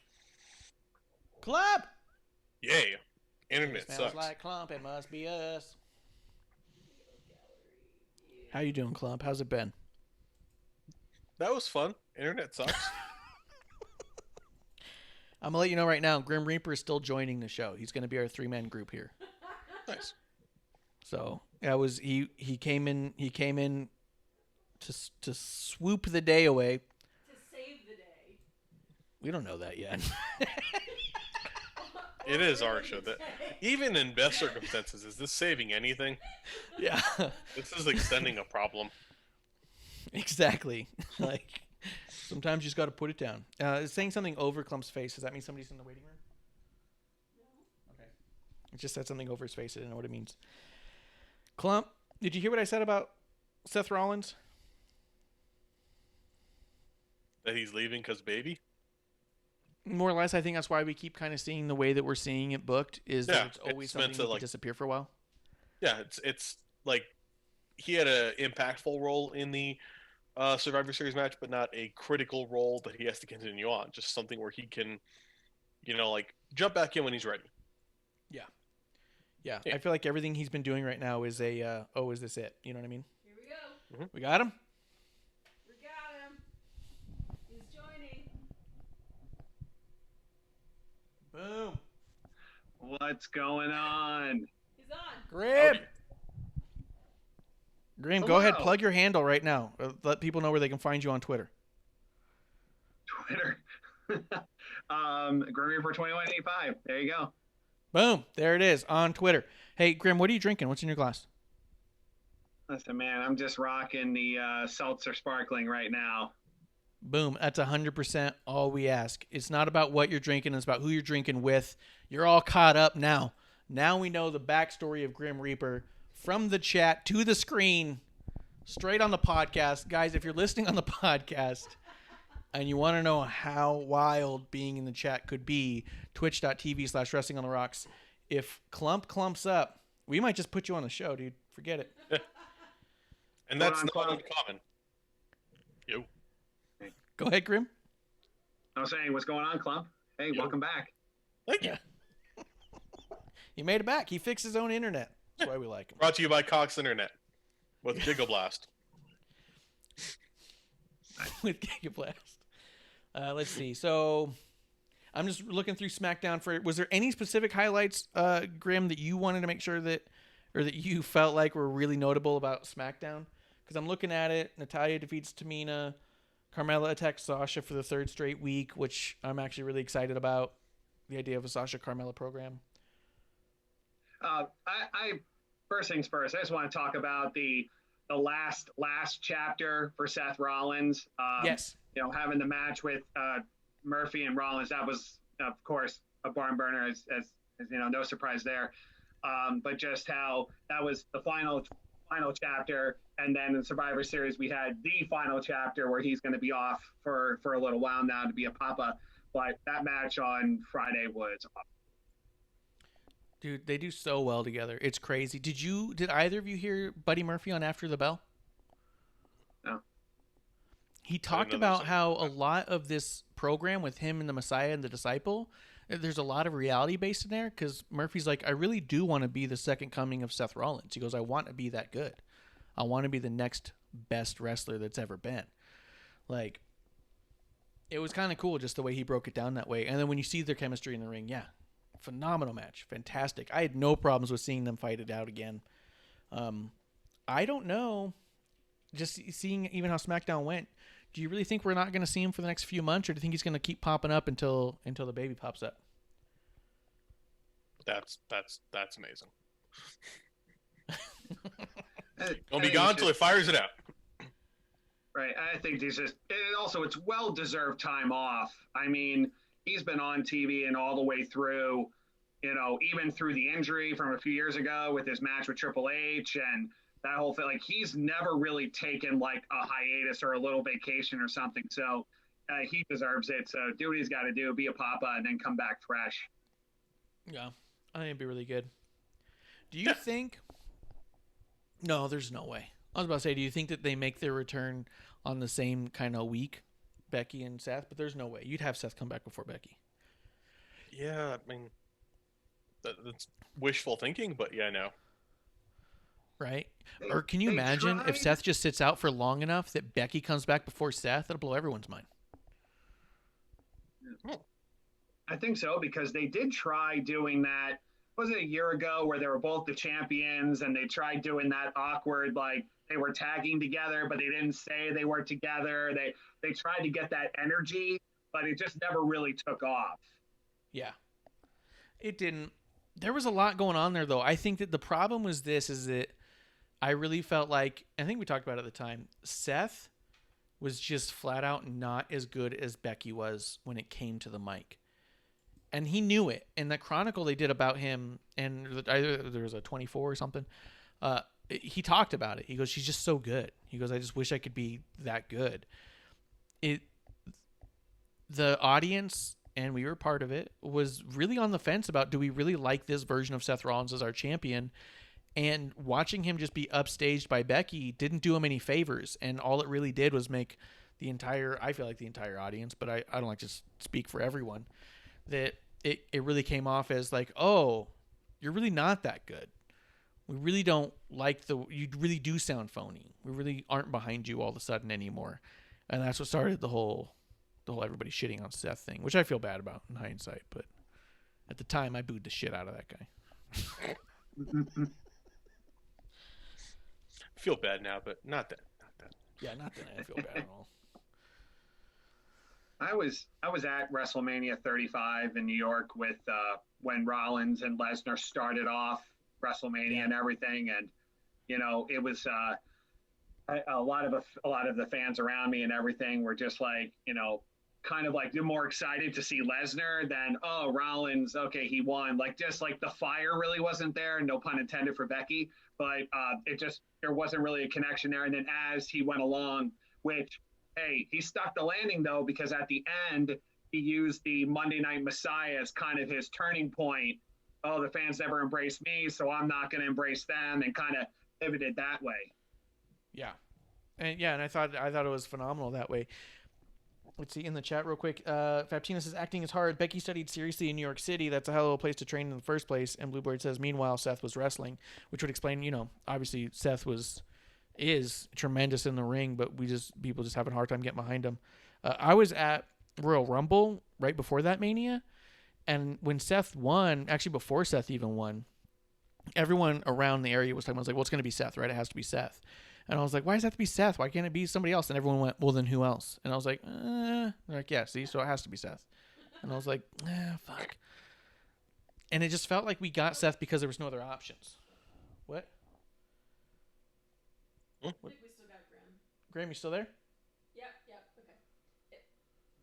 It went straight just to Klump, but he wasn't talking, so I was like, what happened? Oh, is it? I don't know. It's gallery view, yeah. All right. Sorry. You're still there, right, Graham? Sorry. I'm here. We're good. All right. Sorry, you gave producer a panic attack. Sorry. This is the first show, guys. We're good. This is the first show. It's just the first This show. is the test. Yeah. Just a dry run. Let's see. Okay, so yeah. All that Daniel Bryan and what about the tease of Daniel Bryan and Sami Zayn for the Intercontinental title? I think that'd be a fantastic fucking match. Can you imagine those promos back and forth? I mean, they did so well when it was Sami KO and Daniel Bryan and that whole segment on SmackDown as it was going. Yeah, they teased that backstage, and I can't believe right now what's going on with Sami Zayn. The second he came back, the first thing I said was like, oh my God, he interrupted Jeff Hardy and AJ Styles. We're going to get Jeff Hardy, AJ Styles, and Sami Zayn in a ladder match for the Intercontinental title. It's going to be incredible. Then it happened. And then now they're teasing him and Daniel Bryan. I was like, oh my God. They're like, it's all my booking dreams come true in the Intercontinental title realm. Yeah. And then Daniel Bryan beat Jey Uso, so... anything about SmackDown that you guys wanted to highlight? We'll start with Klump. I get the idea of Jay, like, yeah, he needs to lose to further the storyline, but I was like, man, I want Jay to be continually featured in this spot. Jay's awesome. Keep featuring Jay. Yeah, I really want Jay in the main event stuff. Grim, what did you think? Yes, awesome match. Surprise, right? No. Really, I'm looking forward to what you're talking about with Sammy and Daniel Bryan. I mean, those are going to be fire matches. But then also one other part too, just to shift over to the women's division. I'm not going to lie, I'm liking the refresh with Carmella. I like it. So just as a kind of a feud between her and Sasha, she's getting the upper hand over Sasha over the last few weeks.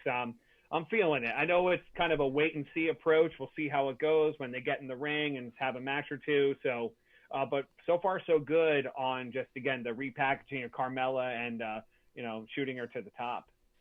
Yeah. I want Carmella to have the match at TLC. I want it also to go to Rumble. I do want a 2-month program with Carmella and Sasha Banks. I think the two of them could carry it. I think it'd be incredible. You can maybe even add a third person to kind of shake it up a little bit, but I don't think you need that. I really want to see the two of them for a while. I want to see Charlotte will show up and just jump in.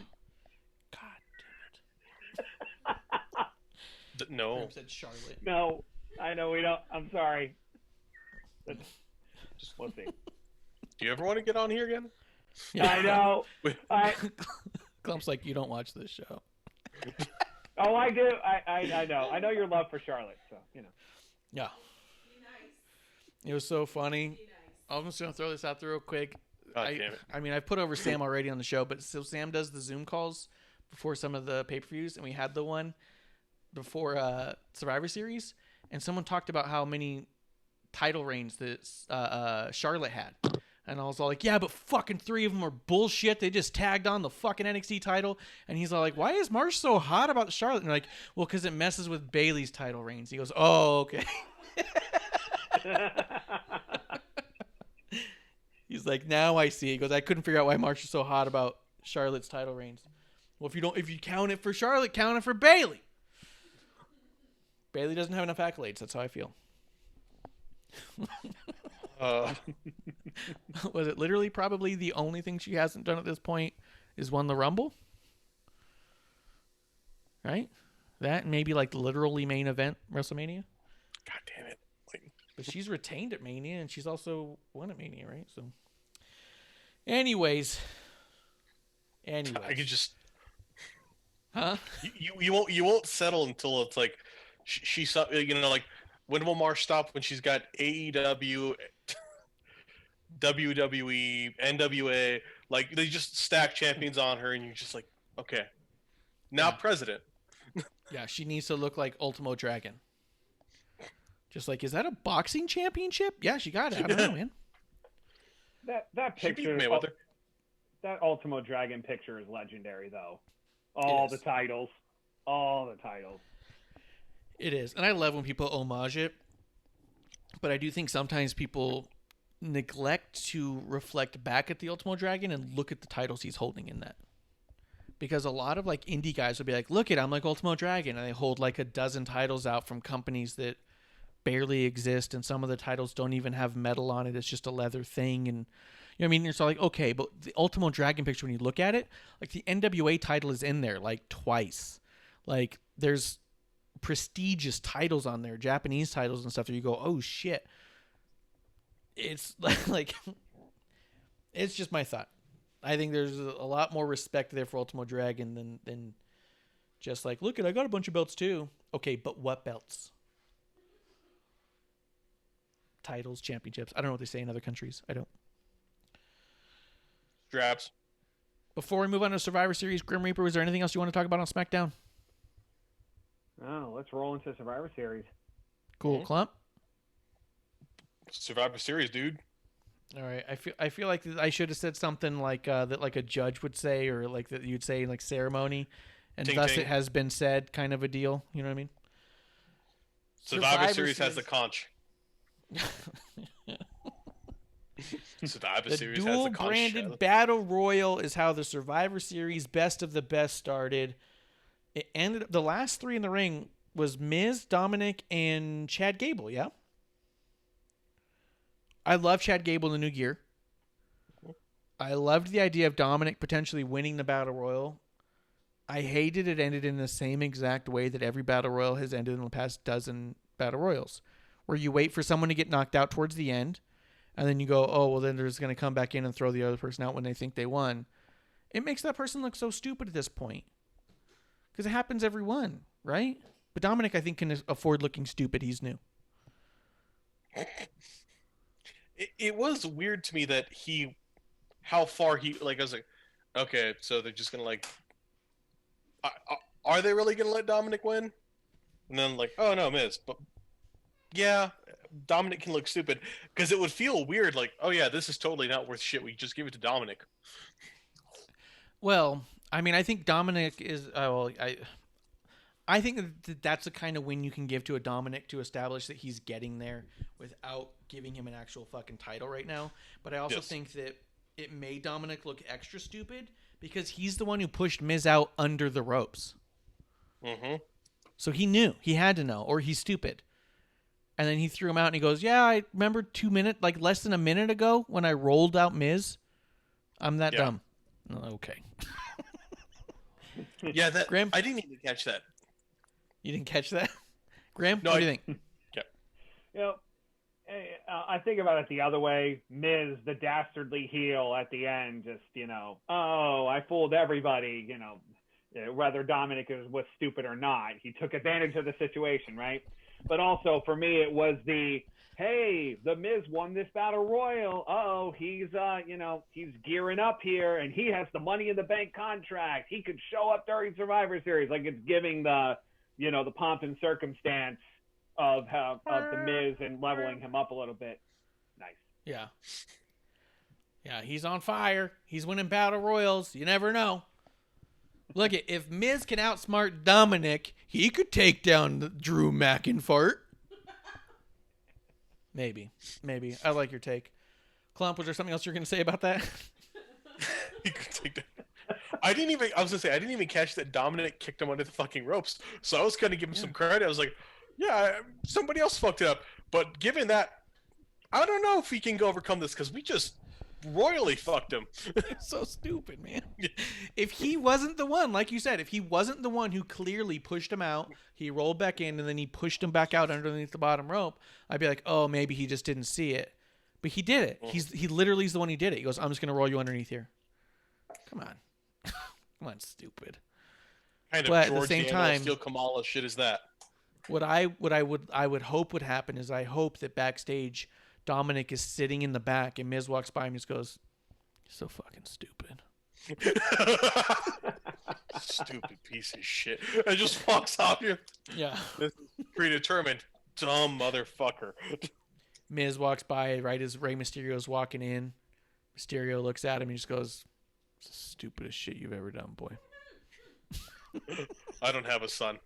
Yeah, how stupid can you be? Dan, it's my first battle royal. It's gonna be your last. You keep acting like that, kid. Murphy, you I can't got some date pole Lee around anymore. here. Murphy, you can't date Lee anymore because now you're my son. Yeah. Oh, Dominic. Yeah. Hey, Murphy, I want to see how you look with a hoodie. No reason.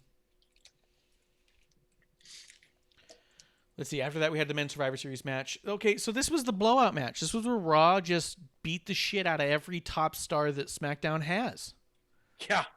Minus Roman. But literally every other top star. Mm-hmm. I mean, I guess Daniel Bryan's not in there. It So was, you protected yeah. Daniel Bryan and Roman. And then the rest of them be damned. Yeah. After Rollins got, he sacrificed himself. I'm like, oh, that's it. Because Rollins was the only one out of the SmackDown team that I felt like could have been a stopper right there, maybe got 1 or 2 eliminations. So once he gave himself up, I'm like, well, that's it.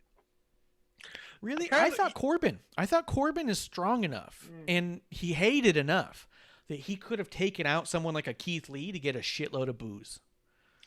Yeah, but I didn't think they were going to do that because Corbin's also strong enough as a heel where you could just he can take losses. Like he is he's got loss bulletproof vest.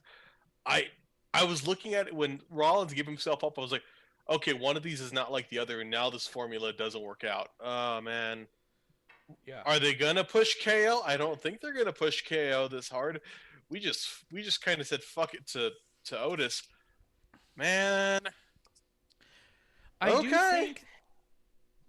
I mean, the Raw team was stacked, and I did like that they still protected a lot of the SmackDown guys' finishes because they used multiple people from the Raw team to break up each one of those pinfall attempts. Yes. That was done after a big finish.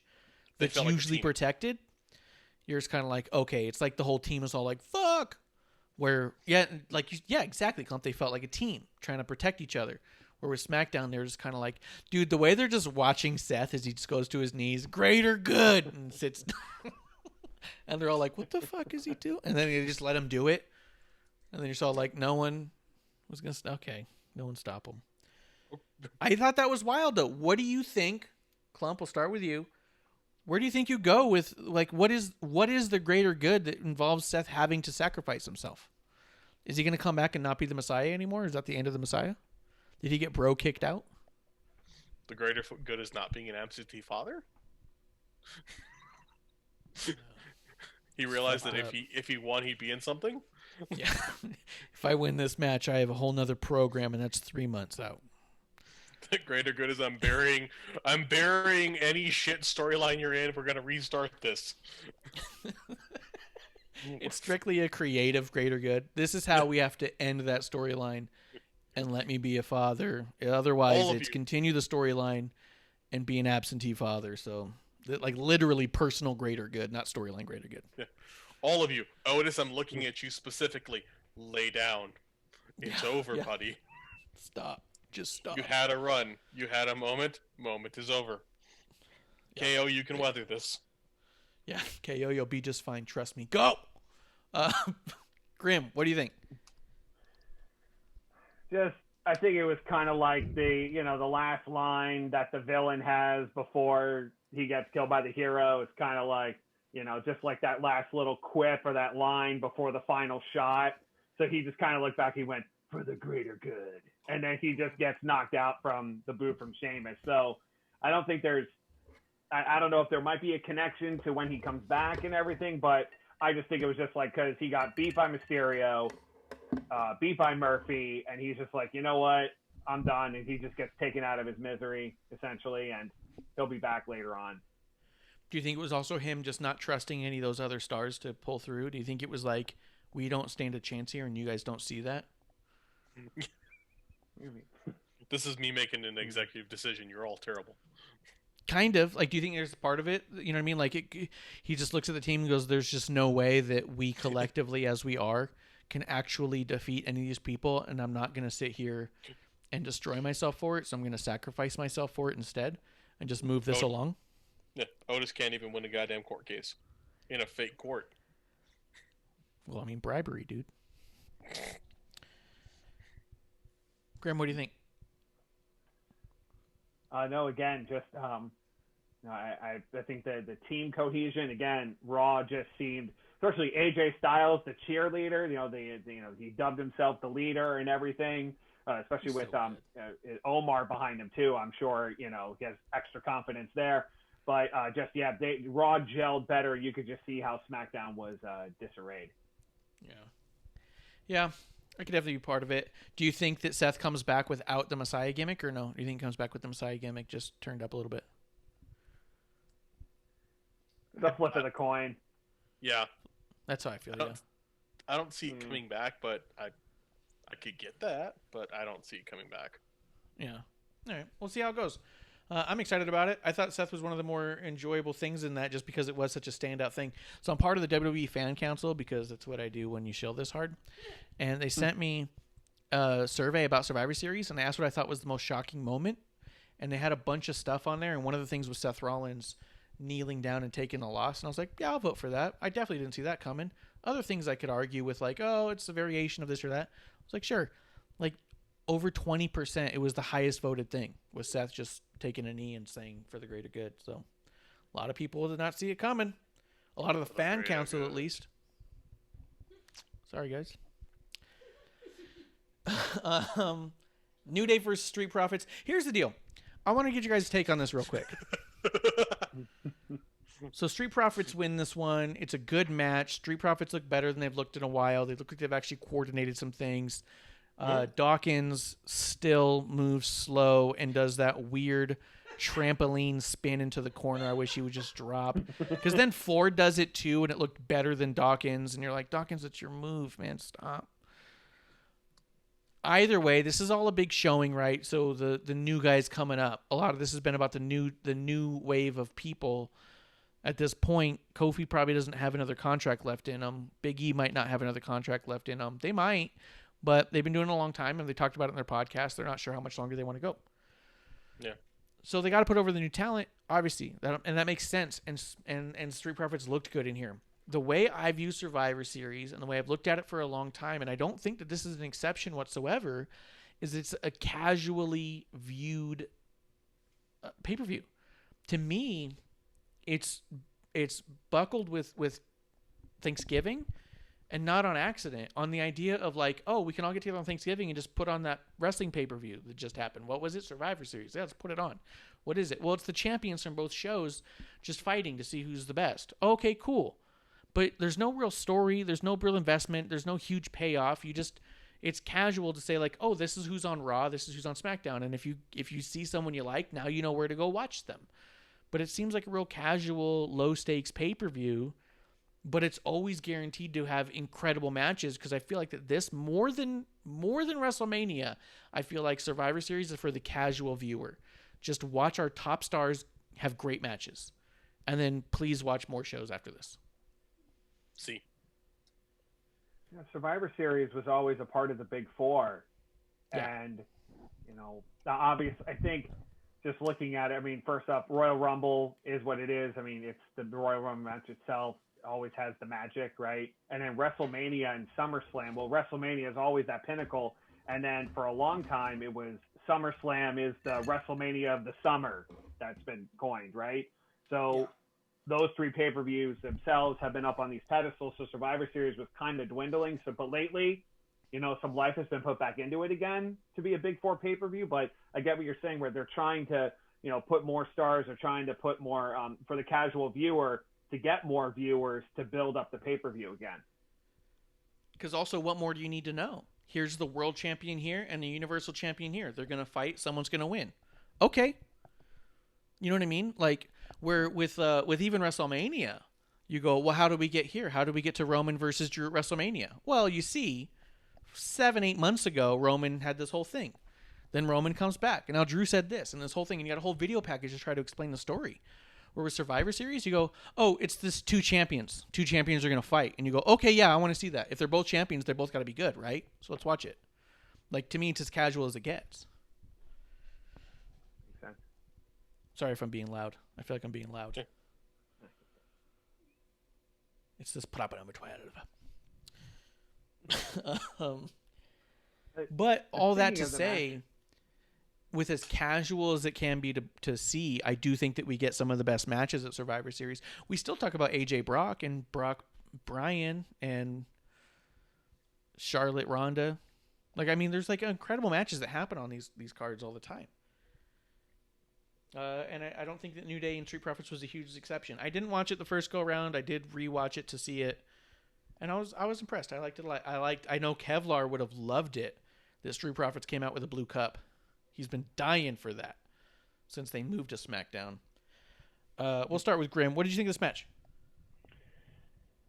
Solid, hard hitting. I mean, in the beginning too, the whole respect thing, they start out having fun, like, all right, we're in this together, let's do it. And then just the turn up to 11 at that point. A lot of good, I think Dawkins had to play more of the lumbering bigger guy in the match because they're all small. You don't have Big E to have that role, right? So I think he was just a little more lumbering a little bit, just being like the bruiser, if you will, going through the match. But overall, though, I mean, I'm glad the Street Profits got this win. I don't say they needed it, but I think that catapults them up even more. I mean, the New Day, over 6 years as a stable, as a team, I mean, they have the credibility. They could take the loss here, but a win over them gives more credibility to the Street Profits, especially since the Street Profits been on the main roster now for about a year or so. And I think this is one of the biggest victory that they've had on the main roster.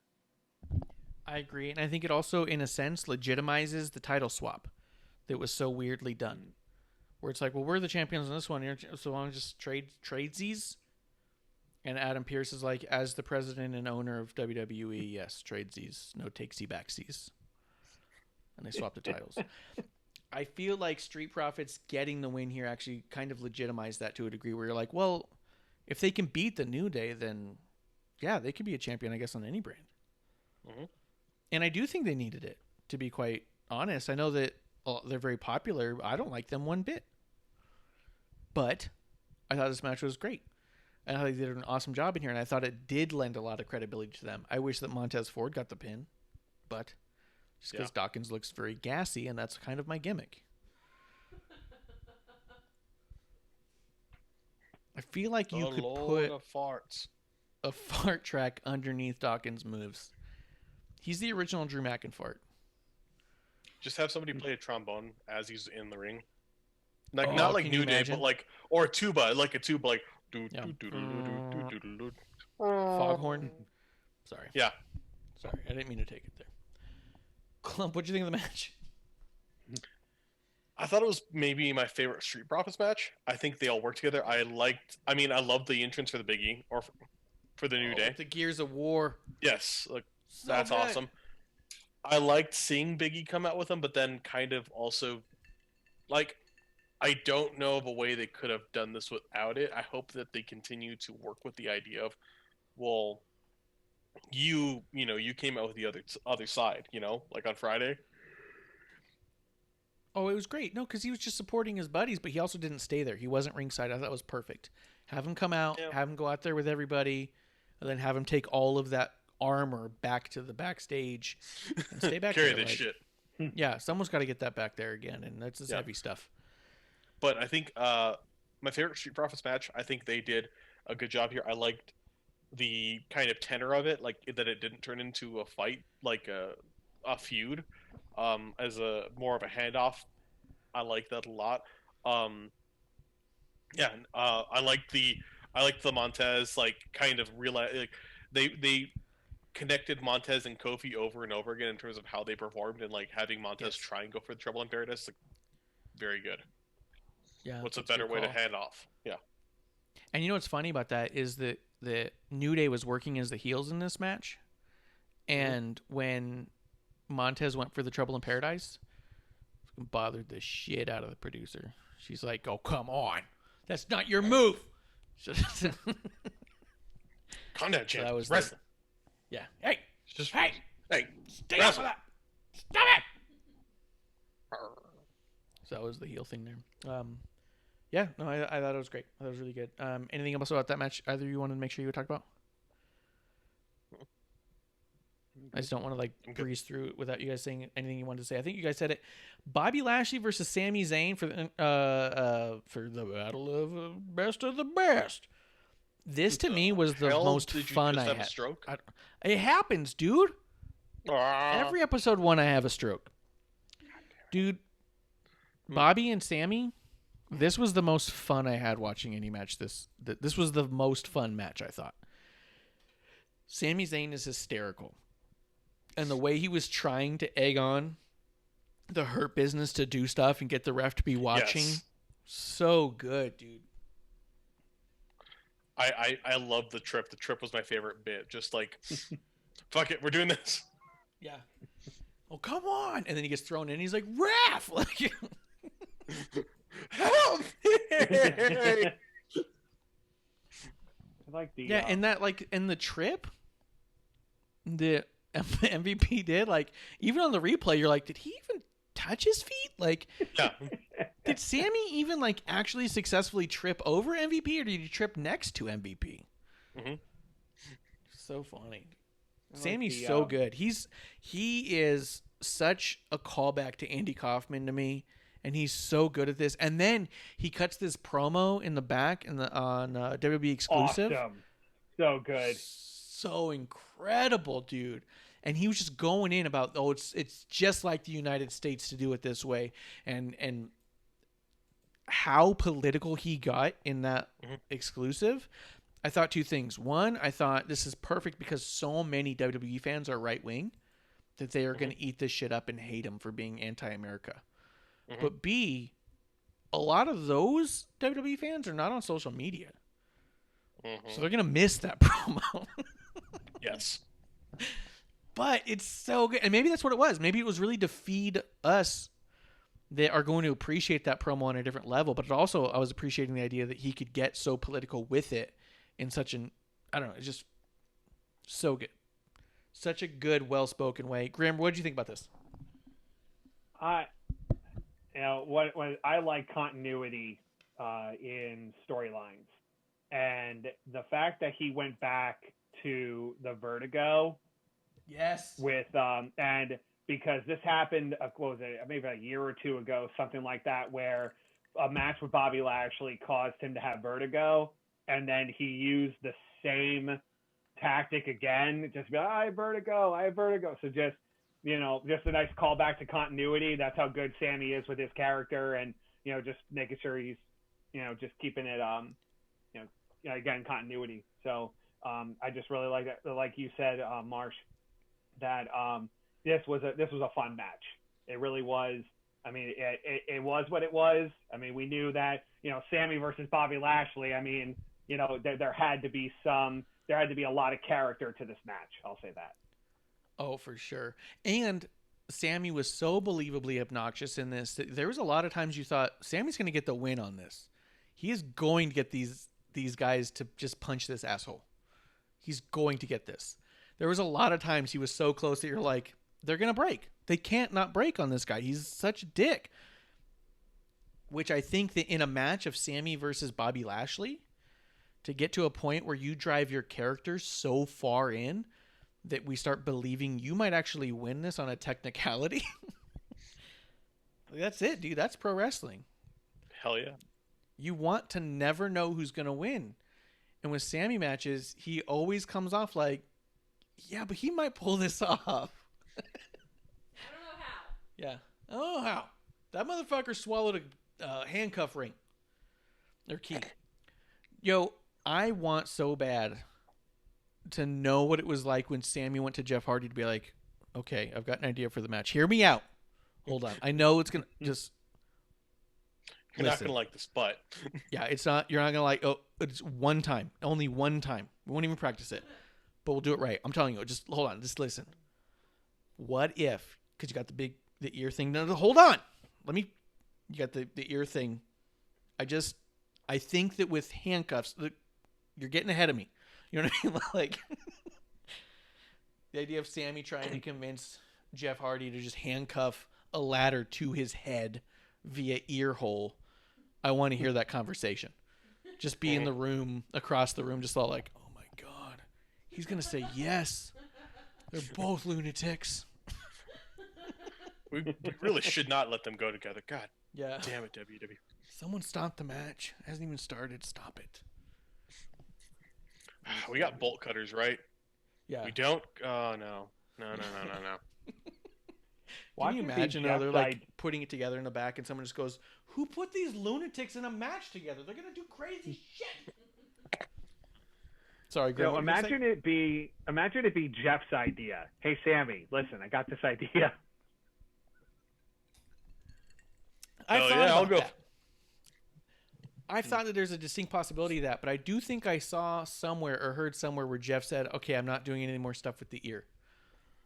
Which made me think that maybe he was convinced. The fuck you aren't. But also he might have been like, okay, I've gone too far in my own decision making. Someone needs to stop me. I almost asked Sammy that. I did the meet and greet with Sammy, and we were talking about stuff, and that was the one thing I thought about asking him that I just didn't get around to asking him, where I was like, where did the handcuffing Jeff's head to a ladder, how did that conversation happen? Like, who approached who, and how much apologies did it have in the middle? But yeah, Sami Zayn, Bobby Lashley, incredibly fun. Such a good match. And again, if this is a casual fan pay-per-view, how perfect is this? To be like, this guy's crazy. Of course I want to see more of this. Let's see this. So it only brings us to a couple more matches left. We have Sasha Banks versus Asuka, which was awesome. It's exactly what you expect. I mean, we've seen them time and time again, and you never not want to see it. I mean, Asuka and Bayley we saw a dozen times, and it was never all like, oh, this again? You're just like, oh, yeah, this again. And I feel like the same thing with Sasha and Asuka. What was that called? I mean, I was like, oh, okay. Well, it's because you're a dick. Yeah, it's exactly. I got a character to maintain. Yeah. Branding. I mean, I don't know what there is to say about this match that isn't just obvious. You know what I mean? Like, I don't mean that in a mean way at all. Just so much like it's Asuka and Sasha. Would you think it wasn't going to be amazing? You know what I mean? Like that's how I feel about it. Asuka, in my eyes, like at least her NXT run and the first part of her WWE run until she lost to Charlotte. That first 2-3 years was awesome. undefeated in NXT. The whole thing just built up to the sky.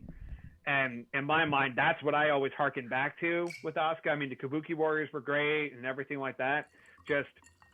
So Asuka was always at that upper level for me. And then just over this past year, Sasha Banks, with the tag team with Bayley, and then just like reinvigorated her career. Like I really blue hair Sasha essentially has built herself up too. So, for me, it's, just, if this match happened a year ago, I would have felt like Asuka had a little bit more of an edge, but I just feel like both of them were kind of at the same level. I also appreciated the finish. I appreciated the finish of neither of them tapped, it was the kick and then like a victory roll kind of thing. 1, 2, 3, up, the better person won. It wasn't like it wasn't a submission. It was a good match back and forth, but somebody had to win. So I appreciate the way the match ended also. Yeah, it also felt a little bit like a dope-a-rope kind of win, where it's all like, at the end of it all, it was about who got the most tired, because you're so evenly matched. And that's kind of was the idea of Muhammad Ali's rope-a-dope, was I'll lay in the ropes and let you wear yourself out, because I think if we just go toe-to-toe, punch for punch, it's pretty 50-50, and I don't want to take that chance. So with it getting in the series of pins that ended up in the jackknife pin, which got the win, it was a lot like, you're just slightly more tired than me. And that's why I won. But I won. You know what I mean? Yeah. Just a solid match all the way around. No questions there. Like you were saying, Marsh, what more can you say? Yeah. And I don't think comparing Sasha Banks' wrestling style to Muhammad Ali's boxing style is a negative. Stupid Sasha Banks wrestles like Muhammad Ali boxes. Worst ever.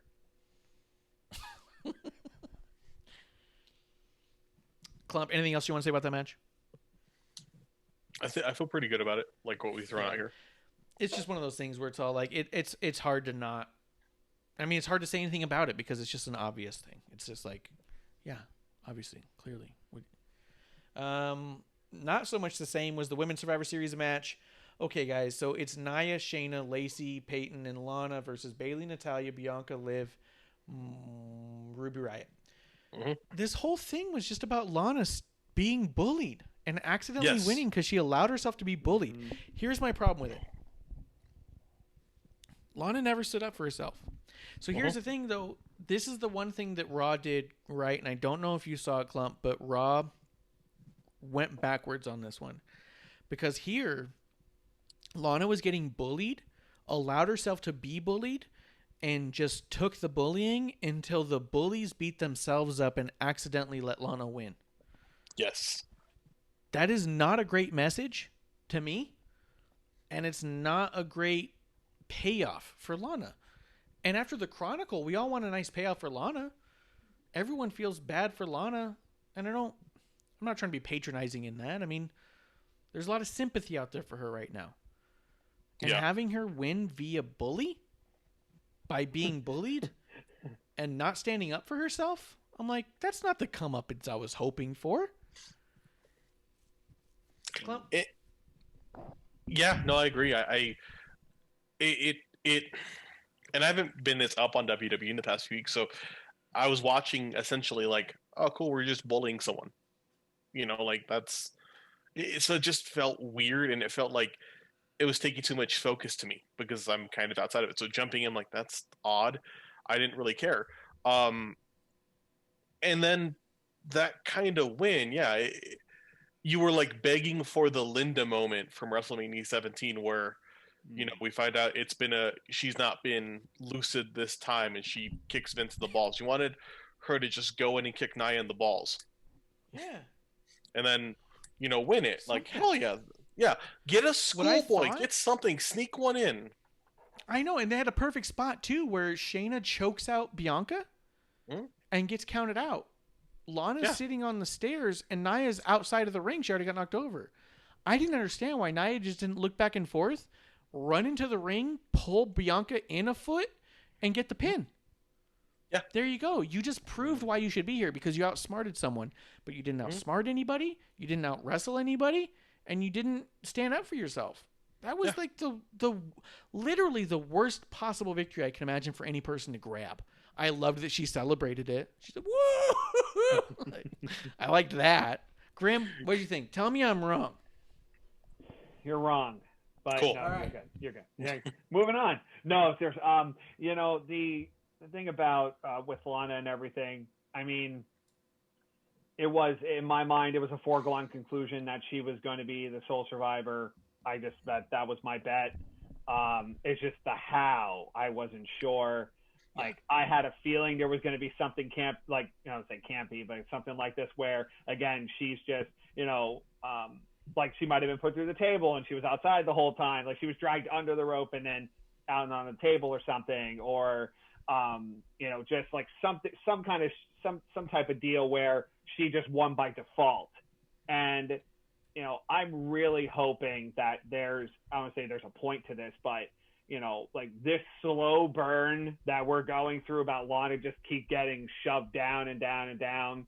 Like what her, as you were saying, Klump, the Linda McMahon moment is going to be for her. I'm looking for Lana to eliminate Nia Jax in the Royal Rumble.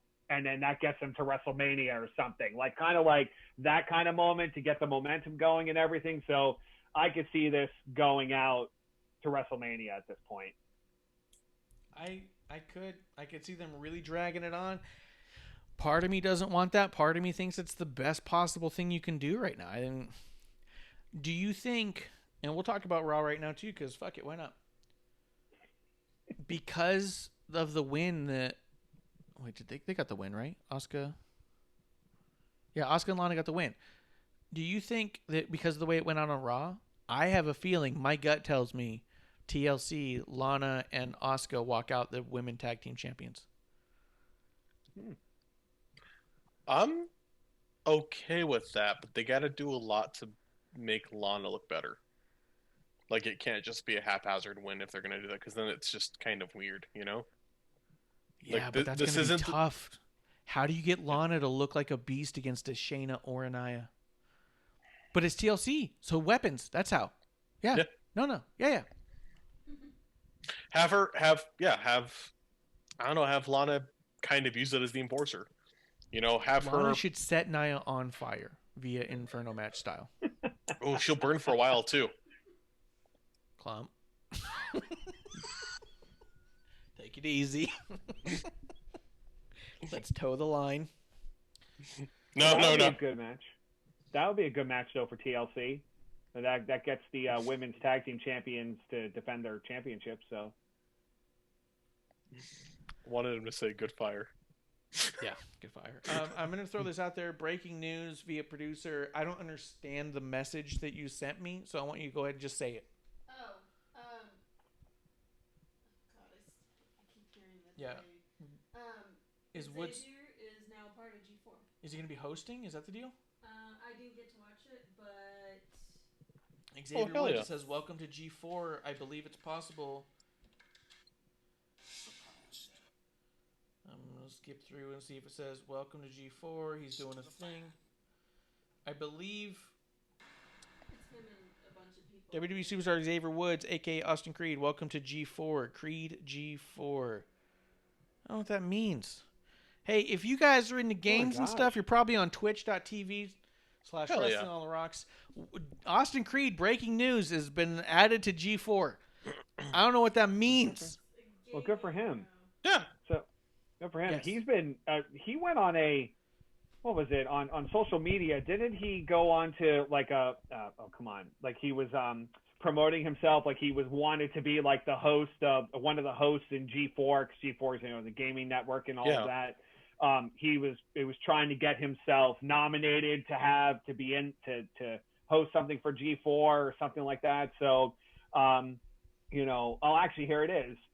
Creed for G4 Twitter campaign. Right. So I remember that from a few months ago. So yeah, he won. Good for him. Yeah. Hell yeah. Awesome. Yeah, breaking news. You heard it here first, except if you're listening on podcast, then you probably read about it yesterday. Sorry. But if you're on twitch.tv/Wrestling on the Rocks, you can hear it here first. Breaking news. The other thing that happened, breaking news a second ago too, is Hornswoggle showed up on Impact Wrestling as the wee nominal one, AJ Swoggle, and showed up in all AJ Styles gear. Yeah, we're definitely going to be retweeting that on WOTR The Show, so go there to see the retweet. Okay. Sorry, breaking news takes precedence over certain things. But I do think, yeah, I don't think I'd have a problem with Lana and Asuka winning the tag titles. I think the only thing to me, I think, is the pettiness that I feel, where I'm all like, but Asuka with a tag partner that's not Kairi Sane? Bullshit. That's just pettiness on my part. I don't want Lana to have it with Asuka just because I don't want Asuka in a tag that's not with Kairi. That's my only gripe, and that's not like a real gripe I should have. I have no right to gripe that. Right? Yeah, I get that. Great. Right. It's your Be a little show. Gripe petty. away. Yeah. Yeah. But I do think that that's kind of where we're headed with it. And I think with the weapons is how you make Lana look like a badass, have her snap. She should beat the shit out of Shayna with that part of an arcade game that Kip Sabian walks around with. And it'd be good. Klump's pissed right now. I'm looking. I'm still looking at the G4 like Xavier Damn ones. it, That's Klump. I work here. Apart from that, the match was a little bit of a mess to me. Here's the one thing I wanted to talk about real quick. I think that we as wrestling fans need to, as much as we love to drink and talk about wrestling and yell about it and say what's cool and say what sucks and make fun of things like Drew McInfart, at the end of the day, we're all just we don't know. I don't understand contracts, and I don't know what's going on in the ring. I don't. We can all make assumptions, and we've all been fans for a very long time. Yes, this and that. There was a lot of people really throwing a lot of shade towards that Bayley spot with the superplex out to the outside of the ring, where everyone was talking about no one caught Bayley. This was dangerous. Why'd they do this? Listen to you can even hear Bayley clearly when she hits the ground. She goes, "Is everybody okay?" She checks on everybody, and everyone's like, "Look, even when she gets flat out dropped, and oh my god, I hope she's not injured." And then she tweets, and people just start responding, "Oh my god, I'm so glad you're okay." I watched that spot 100 times because people were jiffing it so mad. She lands on her butt. Yeah, it's a big fall to your butt, and I guess you could bust your tailbone if you're not careful, but she'd slowed the fuck down by then. Here's the thing: is they're protecting her neck, and her neck was protected just fine. To me, as someone I trained as a wrestler for a couple of times. Not a lot. We were taking bumps and stuff. And I got knocked silly and I puked. But I'm also not a pro. These guys are better at it. But the big thing was always protecting your head, protecting your neck. When I see that fall, I go, oh, she landed kind of like sitting down almost. It was she should have been different, but to me, it made it look more real. It made it look more believable. She actually looked like she was knocking over a ton of people, as opposed to these people who catch someone, pause, and then slowly bring them down. You're like, okay, what's happening? I think a lot of people were out of line on this one to just be going apeshit on it and not just saying like, hey, maybe we trust them and let it sort itself out that way. People were even tweeting things like, I hope they're getting an earful in the back. Fuck out of here. What? What kind of Bailey fan are you? Me? Your idol not, they didn't cover their ass. Nobody covered their ass. Literally. Found their table. What if she's 6 inches shorter now? What kind of Bailey fan are you? That may be true. Yeah. Honestly, though, I heard a little noise with that, but honestly, it was a good spot. Everybody's there. You have to do an everybody's there spot first, get everybody involved, and then the match broke down from there. So I was good with it. They're professionals. They know what they're doing. Just we'll keep it moving. Yeah, absolutely. Keep it moving. We saw it. We all went, and then everyone was fine. All right, that's wrestling. Move on. But my timeline was blown up with it, and I was like, guys, fucking relax. That's just how I felt about it. Is like, I feel like that as wrestling fans, we get out of line a lot. We feel like we're smarter than we are. We feel like we're all lawyers. We're all professional bump takers. We know how every move should be done. Relax. There's still a lot of secrets we don't know. And that's what makes it so fun. I know how That's why I stink like face the should magic. be done. What? I know how the stink face should be done. You know how what? The stink face should be done. Oh, yes. No, you're actually really good with a stink face. Yes. That I agree with 100%. I've always thought that. I've always thought if anyone was better at the stink face than Klump, they should be world champion. Damn right.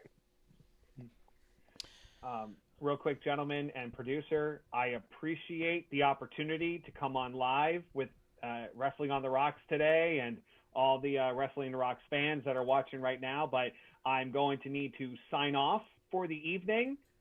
So I appreciate, again, the opportunity to hop on, and I will be watching in the Twitch app, but I need to bid you adieu. Absolutely. Grim, I'm going to give you just a minute or two if you wanted to say what you thought about the farewell for The Undertaker and if you wanted to say a quick goodbye to him. Undertaker, I've been watching wrestling since I was a kid. I, along with WrestleMania, born in 1985, so I've been watching all the way through. Undertaker made a big impression on me throughout his career.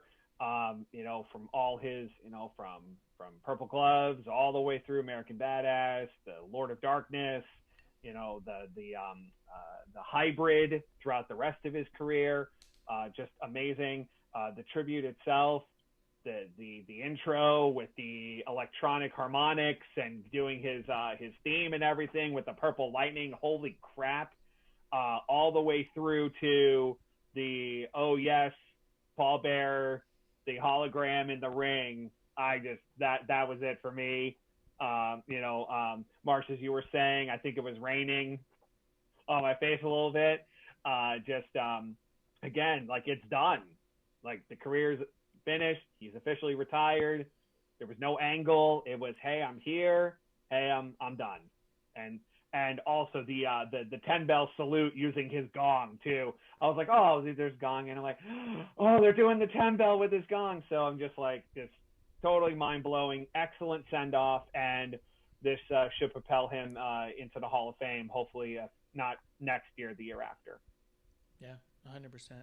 I just want to give you the opportunity to say that because, hey, I think he affected a lot of us and all of us in one way or the other. And you jumped on the show. You came in to save the day when Klump had his little snafu. And if there's anything I can give you, it's hopefully at least a platform to say goodbye to The Undertaker in some way or form. Excellent. All right, everybody, take care. Have a good evening. It was all, Cheers. sir. Thanks for coming through, man. Hey, bye. Take care. Bye-bye. Klump. Yo. The only other match on the show before Undertaker was Drew versus Roman. What do you think of this match?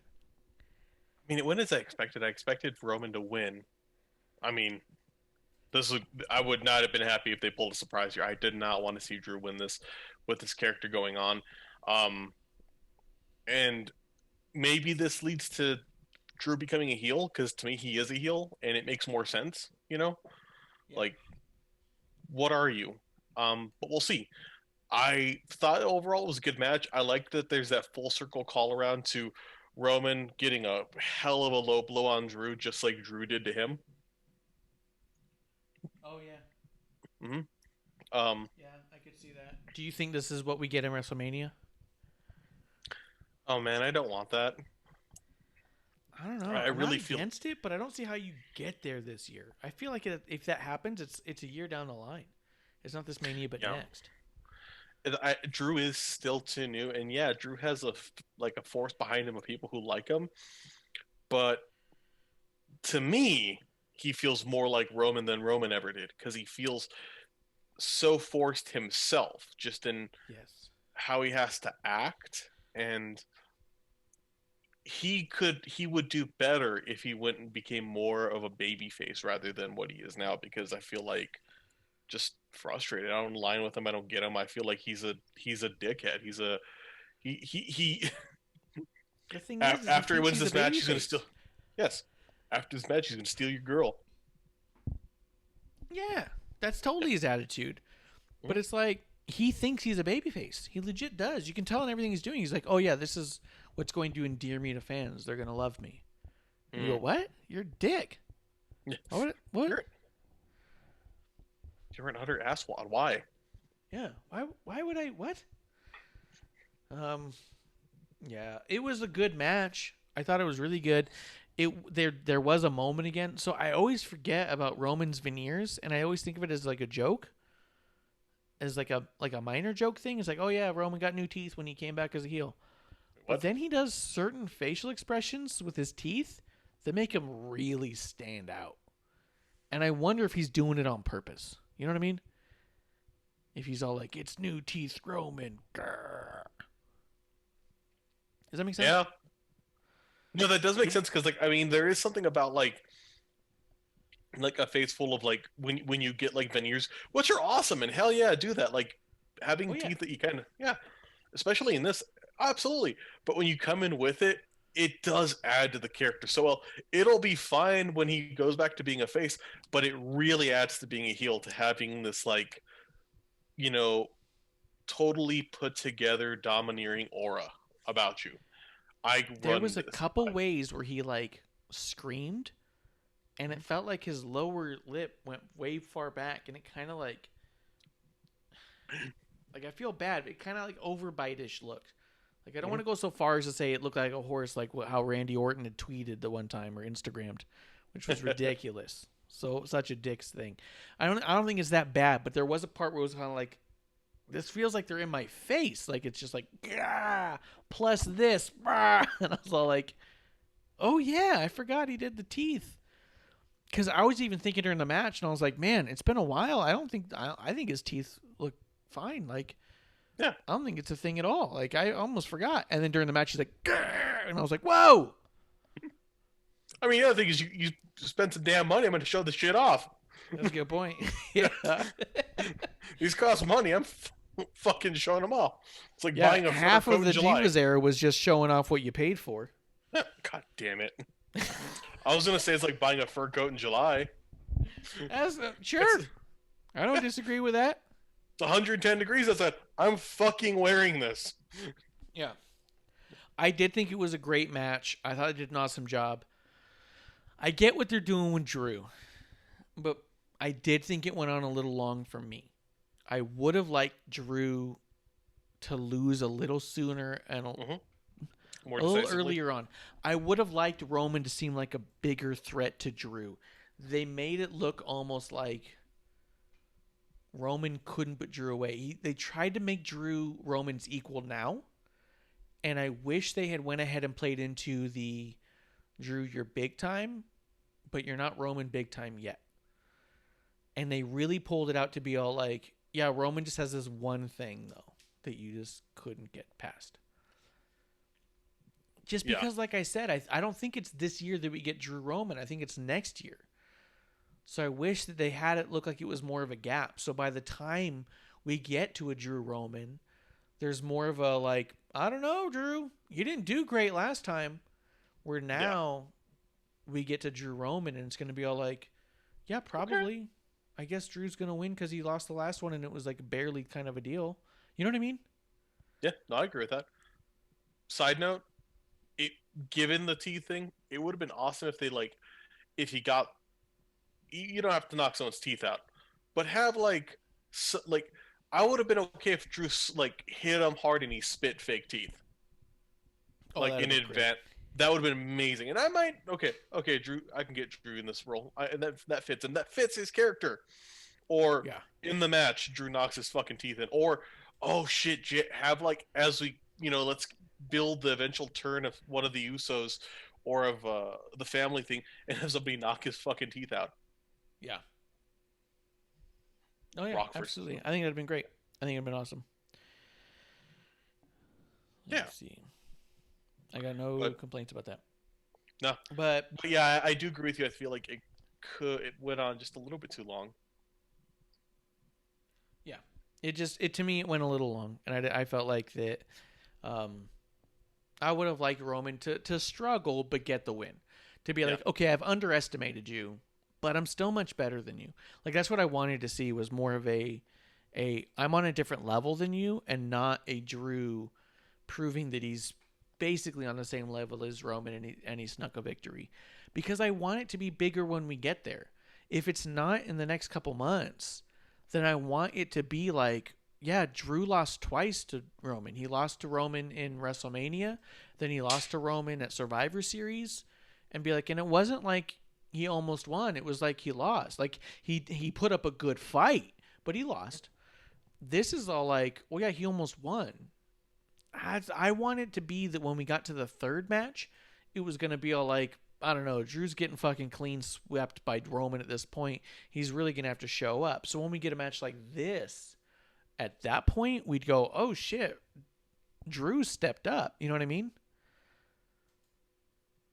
I agree with that. Am I just like a little bit too fantasy booky with that? No, I like that. I think that would have been a different way or a better way to do it. I don't know. I do also agree with you. Just with the idea of this going out a year, which I think makes more sense. It just feels, I don't know, like long-term booking, but too long. And I mean, I don't feel Drew's strong enough even in this role. I just keep going back to make Drew a heel because I can't see him as face, you know? Yeah, not at all. Not in his current state. Mm-hmm. It was a good match. It was a nice main event, but the real main event was the farewell to The Undertaker. Klump, walk me through your viewing of The Undertaker's farewell and how you felt about it. It stopped me. I was curious to see how it would go. I was wondering, would this be like a speech? What was going to happen? Would this be like Edge? And they did it the right way. I liked seeing not just people that were important to his career and that WWE, the people that are there, but have people that are important to him. Those people from BSK and them referencing the Bone Street Crew, people that were a part of his, life out of this, much like when Triple H or retires, you're not going to just see, Evolution. You're also going to see the Click, which, everyone now knows that Scott Hall, Kevin Nash, Triple H, and Shawn Michaels and Sean Waltman are big buddies, but they're not in canon together in a total form, So putting them together, I like that. I think it worked out really well. It was cool seeing Savio Vega and seeing the Godwins like, oh shit, cool, we're doing this. I loved seeing Vince speak. That also made me pause. Just, there was a lot of emotion there, which Vince doesn't show emotion, but when he does, that's something truly special. And him talking about Undertaker in that lead-in, that was great. I did think the Paul Bearer thing was a bit hokey, but I get it, Oh, yes. Yeah. I agree. I love seeing Savio Vega. I love the Godwins. When the Godwins came out too, I went, "Oh shit!" They're pulling deep cuts. Yeah, because they went with the fucking old music. On Sam Roberts' podcast, and I swear I'm not going to be a Sam Roberts sidecar. He talked about how badass they looked, and he goes, "I'd book them now." And it's hard to argue that, dude. They looked fucking mean, like. Mm-hmm. They just look like mean old men who could probably beat the shit out of a couple of kids, Mm-hmm. Yeah, rough life. Like, fuck. Like that dude who's like the old man who's on the corner where you're all like, yeah, but don't miss with he might have murdered someone. Like, he's a good dude. He'll help you move stuff from your truck, but he's probably murdered somebody. That's how they both looked. A fair few. Go ahead. A fair few, yeah. I'm gonna leave this be. Yeah, 100%. Vince McMahon saying WWF. Because to me, the significance of him saying WWF wasn't like, oh, he's talking about WWF. He never does. It was him really reflecting. You know what I mean? That to me, it more signified that Undertaker surpassed everything or encompassed everything. That I think that there is an argument to be made that without the Undertaker, we might not have the WWE today, and definitely not in the state that it's in. You know what I mean? I think that so much of the company and so much of what people loved about all the companies, so many major turning points revolved around the Undertaker because of who he was and what he meant to the fans. Mm-hmm. I don't know that WWF wins against WCW without the Undertaker. Yeah. You know, like I think the argument could be made. I don't know that, and obviously history is what it is, and you can't ever say like, oh well, definitely this or that. But WWE, WWF, Undertaker, they're all the same kind of thing. Talking to somebody at work, I'd mentioned I was a big wrestling fan, and they're all like, oh yeah, when I was a kid, I remember really liking that guy who would like roll his eyes in the back of his head. I was like, oh, the Undertaker. I'm like, oh yeah, I used to try that all the time. I'm like, that's cool. And they're like, oh, and I used to get in trouble for singing Sexy Boy. And I was like, oh, that's Heartbreak Kid. I'm like, there's a couple things that supersede. One of the things that I saw on Twitter a lot was explain the Undertaker to a non-wrestling fan. And how would you tell someone who's not a wrestling fan about the Undertaker? And I saw in 3 words, what would you say that would encompass the Undertaker to a non-wrestling fan?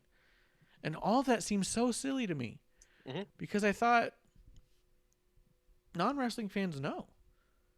Yeah. He's transcended that. Like, Yeah. my family that doesn't watch wrestling, they know about the Undertaker. He's been on the Tonight Show. He's been on, Yes.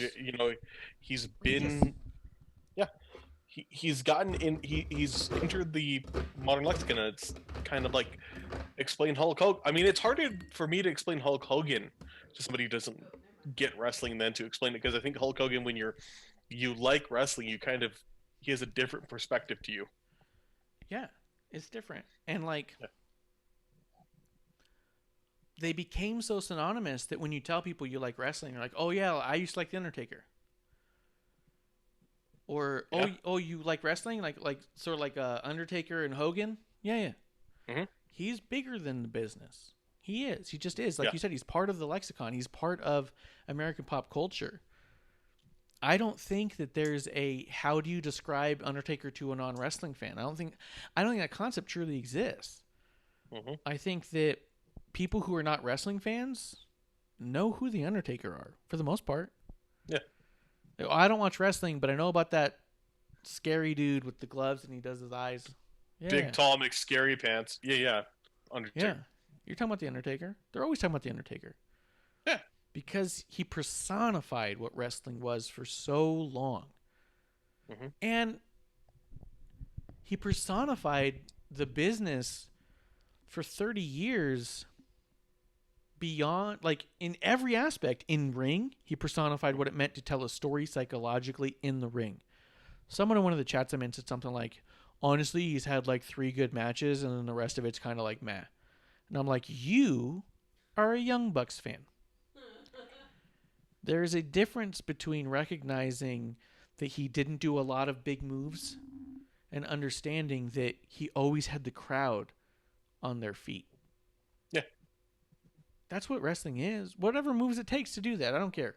If for Ricochet, he's got to flip 600 times in the air before he lands on the ground, but that's how he gets the crowd on their feet, cool. If for The Undertaker, it's looking in the audience slowly and rolling his eyes on the back of his head and putting his thumb across his neck, but that gets them going, then that's wrestling. Yeah. Both of them are wrestling. Yeah, it's a lot of he's able to get it through with a lot of sloppy punches and a couple moves. Yeah, that's fine. That works for him. Yeah, it works for him. Hogan and Rock, not a good match. Incredible match. Yes. Not great wrestling, amazing pro wrestling. Mm-hmm. Because the stories that are told in the ring and on the way to the ring and in the promos, the things that make you care, that's pro wrestling. And I feel like that Undertaker for 30 years personified that in literally every faction of his life. Like, when I think about what made me care, what? Sorry, our stream disconnected and it's connecting. It's attempting to connect. We lost our. Yeah, your audio is kind of weird too. First time I've seen an error like this. So What's the error saying? I believe it's back. I believe we're back. Sorry. Are we live again? Klump, does it look like we're live to you? Check on here. You guys are sounding better. Let me see. Yeah, I'm gonna have to do a lot of post on this one. Yeah. See. Yeah, we're good. We're good? Brought to you by Okay. Cox Giggle Blast. Yep, Cox Gigablast. The Undertaker, he was bigger than all that, and he personified the business in every way. I mean, through his kayfabe, through his promos, through his matches. When I think about watching wrestling, and do you remember when you started watching wrestling? Yes. What did you start watching with? The first person I really got into was The Undertaker. I started watching SmackDown 2002. Okay. The first and I got into Undertaker when he was Biker Taker. That's And not nice, even like dude. early Biker Taker, like late Biker Taker where he wore hoodies. And I liked him. Like, he was a giant, big, scary guy. I liked motorcycles when I was a kid. It's like, oh yeah, this is fucking awesome. So Oh yeah. yeah, and he, and I still think the last ride's a better finisher than the Tombstone because it has that extra element. Like, oh shit. Yeah. Yeah, and he pushes him over. I like also in the Brothers of Destruction documentary, they talk about Undertaker teaching Kane how to do the last ride, and at one point it's the Takemichinoku and Fuji, and he goes to pick him up, and when he goes to lift him up, he doesn't have his pants on, he doesn't grip him by the pants, and he just literally flips him behind him, and Undertaker's like, no, and grabs Takemichinoku and fucking does it, and he's teaching him how to do it. It's a really cool little segment. When I think about watching how I started watching wrestling, because that's one of the things when you go, oh, I'm a lifelong fan. Oh, you're a lifelong fan. Oh, how long you been watching? Oh, when did you start watching? That whole how many years you've been watching and what have you been watching always stems around certain areas. And I think about, I thought for a long time, a couple years back, I went to go watch Mankind's entrance because I was like, oh, I started watching when Mankind came in. But then I started watching episodes before that, trying to figure out where Mankind came in, kind of a deal. And I was like, no, I saw before this. Oh, I saw before this. And I started going back, and I was like, man, Mankind came in July of 96. I started watching in 94. Why did I think that I started watching in 96? Mm-hmm. And it hit me one day that it was because that's when I started caring. Yes. The reason I thought Mankind was when I started watching is because Mankind versus The Undertaker is when I started caring. I was terrified by Mankind, and I did not like what he was doing to The Undertaker. And I wanted Undertaker to get his revenge so bad because I loved The Undertaker. And who's this crazy, deranged psychopath ripping his hair off and abusing The Undertaker? Not on my watch. You know what I mean? Undertaker and Mankind made me care to the point that here we are today. First episode 1. Yeah. For 2 years. And you know what's funny is when I think about when I stopped watching wrestling for a while, you know what it was? It was scary. It was Undertaker. When Undertaker came out and rubbed Jim Ross's face in Vince McMahon's ass for the Kiss My Ass Club, I was furious and I stopped watching. I was like, I can't sit here and watch my heroes degrade my other heroes. I still watched here and there, but I was not watching regularly. Yeah. And I still taped it at the time. I taped it. I would watch it on fast forward to see if there's anything I should see. And slowly that went away. You know what I mean? I can get that. So, that was good. No, so it wasn't that moment that I stopped watching cold, but that was the moment that pulled me away. When Undertaker crossed that line to me and abused Jim Ross, I couldn't handle it. Because those were two people I cared too much about. Which is wild to think about. You know what I mean? That's crazy. Go ahead and say what you're going to say, Clump. I was going to say, I get that. Undertaker was a big part of what made me, he was kind of the consummate person I always liked. What made me kind of pulled me out of it was I started getting out of it when it was Undertaker doing the cement to Paul Bearer. Like, oh, okay, well, yeah, and then it just seeing characters degrade where I just didn't care anymore. Like the storyline just got something that just got so out of like it was hard. The late 2000s in wrestling sucked. There was a lot of hard times there. Like, oh, cool, we're doing this. But yeah, I know the first time, kind of similarly, thinking back, the first match I remember really watching and care about was Brock Lesnar. It was Cena coming in his first match with Kurt Angle, that famous episode, and Undertaker and Brock reacting. And I know I had to watch it earlier because I remember watching Brock and The Rock. That's way before that. Yeah, that was SummerSlam 2002, I think. Yeah, but it's, I get you there. Like, it was, I don't know how we got to this area of it, but like, yeah. I'm just saying that the guy's been around for 30 years, and he was such a powerful character in so many ways that not only did he draw me in and made me care, but he made me care so much I couldn't stand to watch, which is like a double-edged sword, right? At this point, I care so much that when he did something that I thought was so abhorrent, I didn't know how to handle that emotionally as a teenager. Like, what? Undertaker would do this to Jim Ross?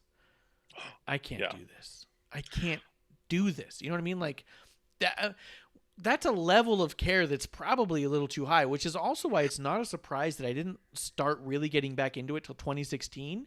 And immediately, there were 4 years later, and I've got a fucking 2-year podcast, and my walls are drenched in wrestling. Wrestling stuff. It didn't take a lot for me to tip back over. You know what I mean? I get you. Oh no, I remembered where I was going to go with it. Bottled up. Oh, bottled up inside. It was like when Tick woke up with a stash. I guess I'd just been saving it up. That's all it was. Go ahead, Claude. Not only was he such an important figure for wrestling for 30 years, he never, and he personifies it, but unlike so many characters that tried a lot of times unsuccessfully to become more than their character, more than wrestling, and it works and doesn't. He became a part of pop culture of everything without being like, I could see somebody being like, yeah, Hulk Hogan's a wrestler, but I can see people thinking of, well, blonde hair, mustache, or unfortunately terrible things. The Rock, yeah, he's an actor. Like now, John Cena, yeah, he's a wrestler, but you don't really think of it. You think of, you might think of the charming guy who's on the Today Show. Yeah. Undertaker always maintained this like aura about him where he's the Undertaker. You're not thinking of Mark Calloway. You're not thinking of this other person. It's been rather jarring to see him do like Hot Ones where I'm like, that's Mark. Okay, this is weird. You know what I mean? Yo, do you remember Commando? The Arnold Schwarzenegger movie? Yes. Yes. Do you remember The Undertaker was in that as a villain? What? Dude, look it up right now. You're going to be amazed because it's exactly what you're saying. The thing about The Undertaker is even though he transcended wrestling, he never stopped being footed in wrestling. And his scene in Commando, or is it Suburban Commando? Look it up and you'll find it. It's either Suburban Commando or Commando. It might be Schwarzenegger. It might be Hogan. But he was a villain. But he was also still The Undertaker. He was Suburban like Commando. Suburban Commando. Do you see him? Yeah, He he's looks just like The yeah. Undertaker. Yeah, he's almost a Ministry Undertaker, but with bullets. Yeah, and he's still dark and brooding and quiet. He's still The Undertaker. So when you see it, you go, Undertaker was in a movie. Oh, really? Undertaker was in a movie? What did he play? What was the Undertaker in a movie? What are you talking? He's the Undertaker. Yeah. Like, are you seeing the clip? Yeah, he's the Undertaker. Yeah, he's still The Undertaker. Mm-hmm. And I that agree was with like, what, 92, 93? So it was all like, it was red hair, makeup Undertaker, and that was still the Undertaker in a movie. It's like he went to the thing and he goes, I can be your villain, but only as the Undertaker as the villain. Like, fuck. It was so good, man. It's you're right 100%, but I think that's what's made him so meaningful to me, so important to me, is that I can't see him as, I can see him, but it's so separate and defined. When I see him doing something else, I'm like, oh, this is neat, but I'm not seeing him like, oh yeah, it's totally different than Stone Cold or like, Hulk Hogan. When I see Undertaker on Table for 3, which will happen, be like, this is fucking weird. Oh yeah, and he was on People magazine and everything, and I get it. And there's a certain level of kayfabe we all kind of got to say goodbye to. And I felt like that's what made this farewell so poetic and so beautiful. A lot of people were shitting on it, dude. I saw it. I'm not going to pretend it wasn't happening. A lot of people were like, oh, I thought it would be more. I wish it was more. Nobody said anything. Okay, so they had a parade of his friends come out. Mm-hmm. Then they had a parade of his friends go away. We're also dealing with a pandemic. I don't believe for a second that happened live. I think that was chopped up and done at different times. Yes. I think they all came out. I think they were all in their little bubbles. They were all giving their respects to Undertaker. And respect to Charles Robinson. He flew all the way out to Florida to be there for that. He wasn't even booked on the show. He wasn't in it. He wanted to be there for Undertaker's farewell. I think... Go ahead. Good. No, you're good. I think that what they did there was beautiful because it was a showing of respect and love from all these people who we find very important, who were very important to Undertaker, being there just to say, we're here because we can't not be here for your goodbye. But then also allowing Vince to have his moment to introduce The Undertaker one more time. Mm-hmm. Also, to let The Undertaker come out as The Undertaker to give his farewell Undertaker speech. This wasn't Mark coming out to say, hey guys, I'm retiring, I'm hanging up the boots. It's been a long career, it's been good. He wanted to give back to the fans what he'd been given to the fans for 30 years, which is complete and utter immersion into that character and into that presentation. There were times where you could see his chin was quivering and he was keeping it together. I think he didn't say much because he said all he could. And he needed The Undertaker to say goodbye because Mark's going to have his chance. But this was The Undertaker's chance to say it the way The Undertaker would.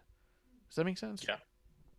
No, I agree with that. I think, 100%. I was going to say, in terms of why people were shitting on it, what do you want? Because it can't just be one thing. It couldn't just be him. If it was just him going out and just the set, I'd feel left out because I want to see more to it. If it's not the entrance, and letting those people close to him have that moment, that it just meant so much more. I didn't necessarily need him to talk, but I think that's, it needed to happen. Yeah. But I think I wouldn't have taken anything from it because I think it was perfect, I thought it was too. And you know what? I saw other people saying things where they're all like, how many times are we going to say goodbye to this guy? And is this it for real? And maybe I'm heartless, but I was more sad the last 4 times we said goodbye. Is this his final farewell? And all that stuff, I'm all like, he's never said goodbye. Yeah. He never said goodbye. He never did. He presented a lot of things letting us know it was coming. Mm-hmm. And there was a lot of times where we could see that he thought he was done. But what kept happening is something kept bringing him back in. Mm-hmm. But he never said bye. And he never said that's it. And this is the time when he said that's it. And the thing is I'm never going to say no to any sign of respect or love for The Undertaker and the man behind The Undertaker. I'm never going to be like, could have been better. Are you kidding me? They're showering this dude with love who gave so much for so long. Yeah, keep it coming. Exactly. Yeah. Make it 40 minutes. I don't care. Overshadow the whole show. That's fine because this guy deserves that over and over and over again. If we have 4 more pay-per-views that end in farewells to Undertaker, keep it coming. You can't say thank you enough to this guy. He gave it all. He gave it all. One, I feel like they, I kind of wish that they'd done this at WrestleMania, but I know that they couldn't because that would be too much. Because it was going to, this Survivor Series to me was, okay, The Undertaker's going to retire. And for a lot of people it was. Yeah. I think they've done this entire year right. I like his last match was at WrestleMania, was with AJ, and it was a fantastic fucking match. So, or they finally did it right because we'd seen the diminishing returns. Like, okay, let's do this. I think this was a great way to go with it being the 35th anniversary with the show he started on. I think it could have gone on longer, maybe, but we also have a pay-per-view. You also have other people there. So yeah, yeah. The reason I loved the Paul Bearer thing you thought was a little hokey. Mm-hmm. Oh, yes. It brings it all back, and I know that, and maybe it's the idea of bringing him back into the urn because the urn kind of was the power source there. But I think that was the Undertaker knowing that there's no goodbye Undertaker without a final goodbye Paul Bearer. Because I watched The Mortician after that, like the day after. Mm-hmm. And that was tough to get through, man. That guy, incredible. And if you haven't seen The Mortician on WWE Network, I mean, I know I tell you every now and again, or like almost every week, watch this one match. Just watch this one match. Look, if you told me, fuck you, I didn't watch a single match, but I watched The Last Ride and The Mortician and Brothers, I'll be a fucking keep it going. Like, don't watch any wrestling again. Watch only Undertaker documentaries. No problem. I might have to watch that one. The Mortician was incredible. It was too much, man. It was too much. It was tough.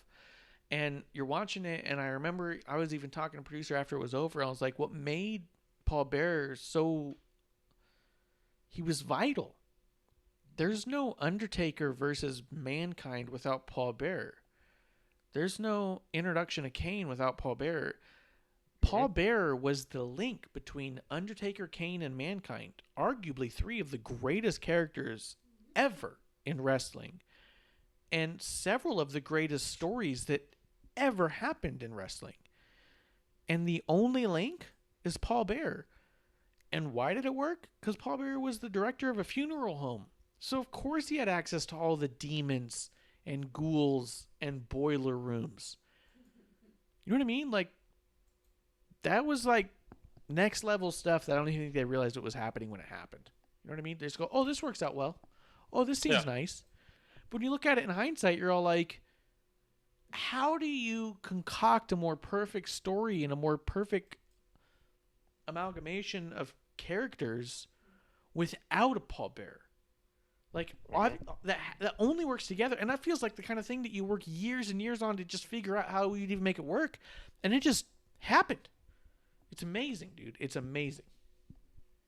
So No, I agree with you. I don't mind them saying goodbye to Paul Bearer that way. I know the hologram was a little bit weird, but it was what it was is what made it so much. You know what I mean? And I agree with that. Like, it is to me weird, but the way that, like, I the way you put it makes a lot of sense to me. We can't not acknowledge somebody so important to this. And it was years before we even heard Undertaker say anything other than rest in peace. It wasn't up until Paul Bearer. So what do we have? We had 1990 to almost 1996. Mm-hmm. We had almost 6 years of Undertaker saying virtually nothing. Yeah. Because Paul Bearer was the voice of the Undertaker. And what did we get through that? We got Kamala, we got Ultimate Warrior, we got his championship reign, defeating Hogan. Mm-hmm. Paul Bearer carried him through that. 6 years is an important time frame, man. And your first 6 years up until the fucking Mankind thing, before we really started hearing from the Undertaker. Yeah. No, how do you say goodbye to the Undertaker? How does Undertaker, as a character, not say farewell to the audience without some sort of bow to Paul Bearer? Yeah. You're not 30 years down the line without the first 6 years with Paul. And he was a part of, like, he was, you know, like, for that, that they referenced Yokozuna. They referenced a fair amount of BSK. Yeah. Bear was part of that. I wish That's they true, mentioned too. Fuji, though. Oh, that's true. Yeah, I didn't hear much about Fuji. But even then, so once they break apart, Paul's with Mankind. But who's Mankind in a feud with? Undertaker.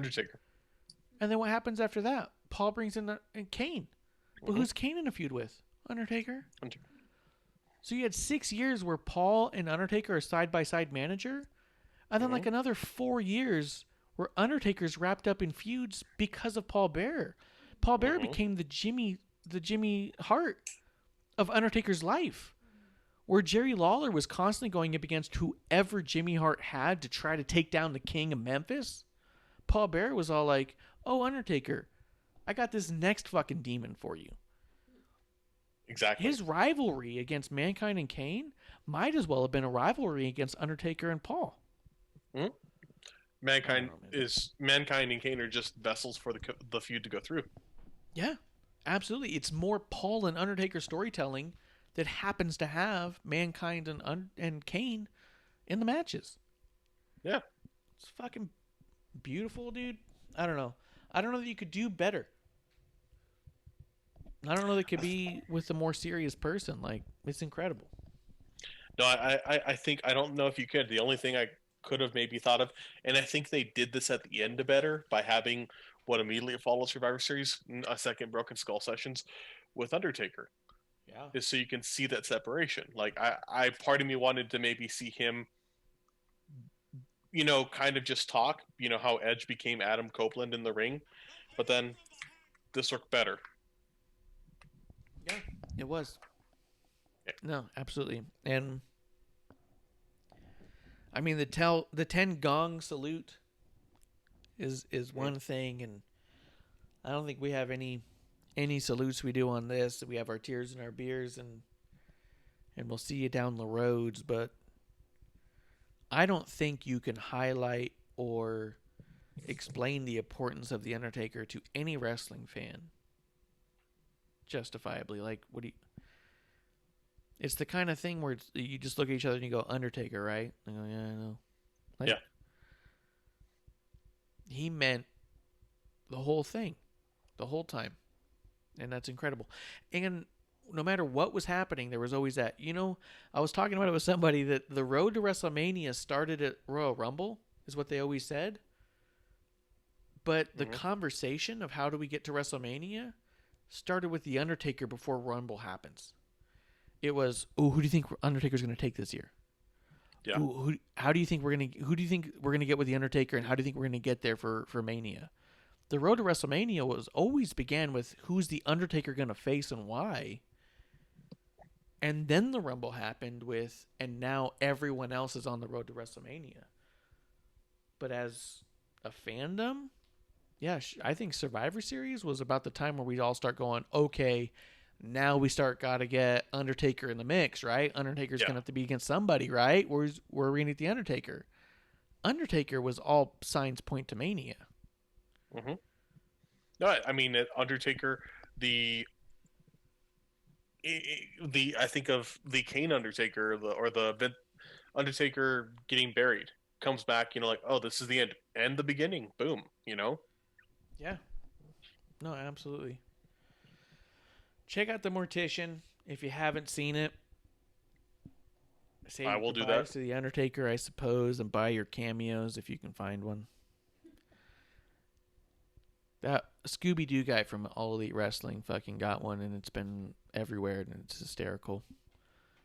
Undertaker just goes, All Elite Scooby-Doo. That's how you want me to address you? All Elite Scooby-Doo. And you're so like, That's worth $1,000. It's worth $1,000 right there. I'm happy now. Yeah. I don't think that there's.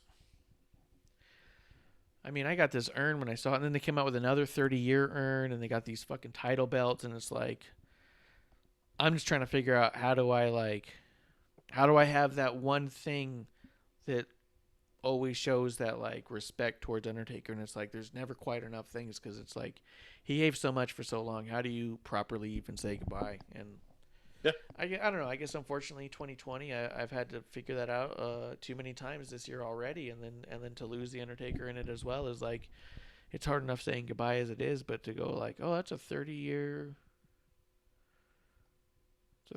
friendship. You know what I mean? But it was a good journey. Yeah, that's a hell of a ride. Mm-hmm. By all accounts.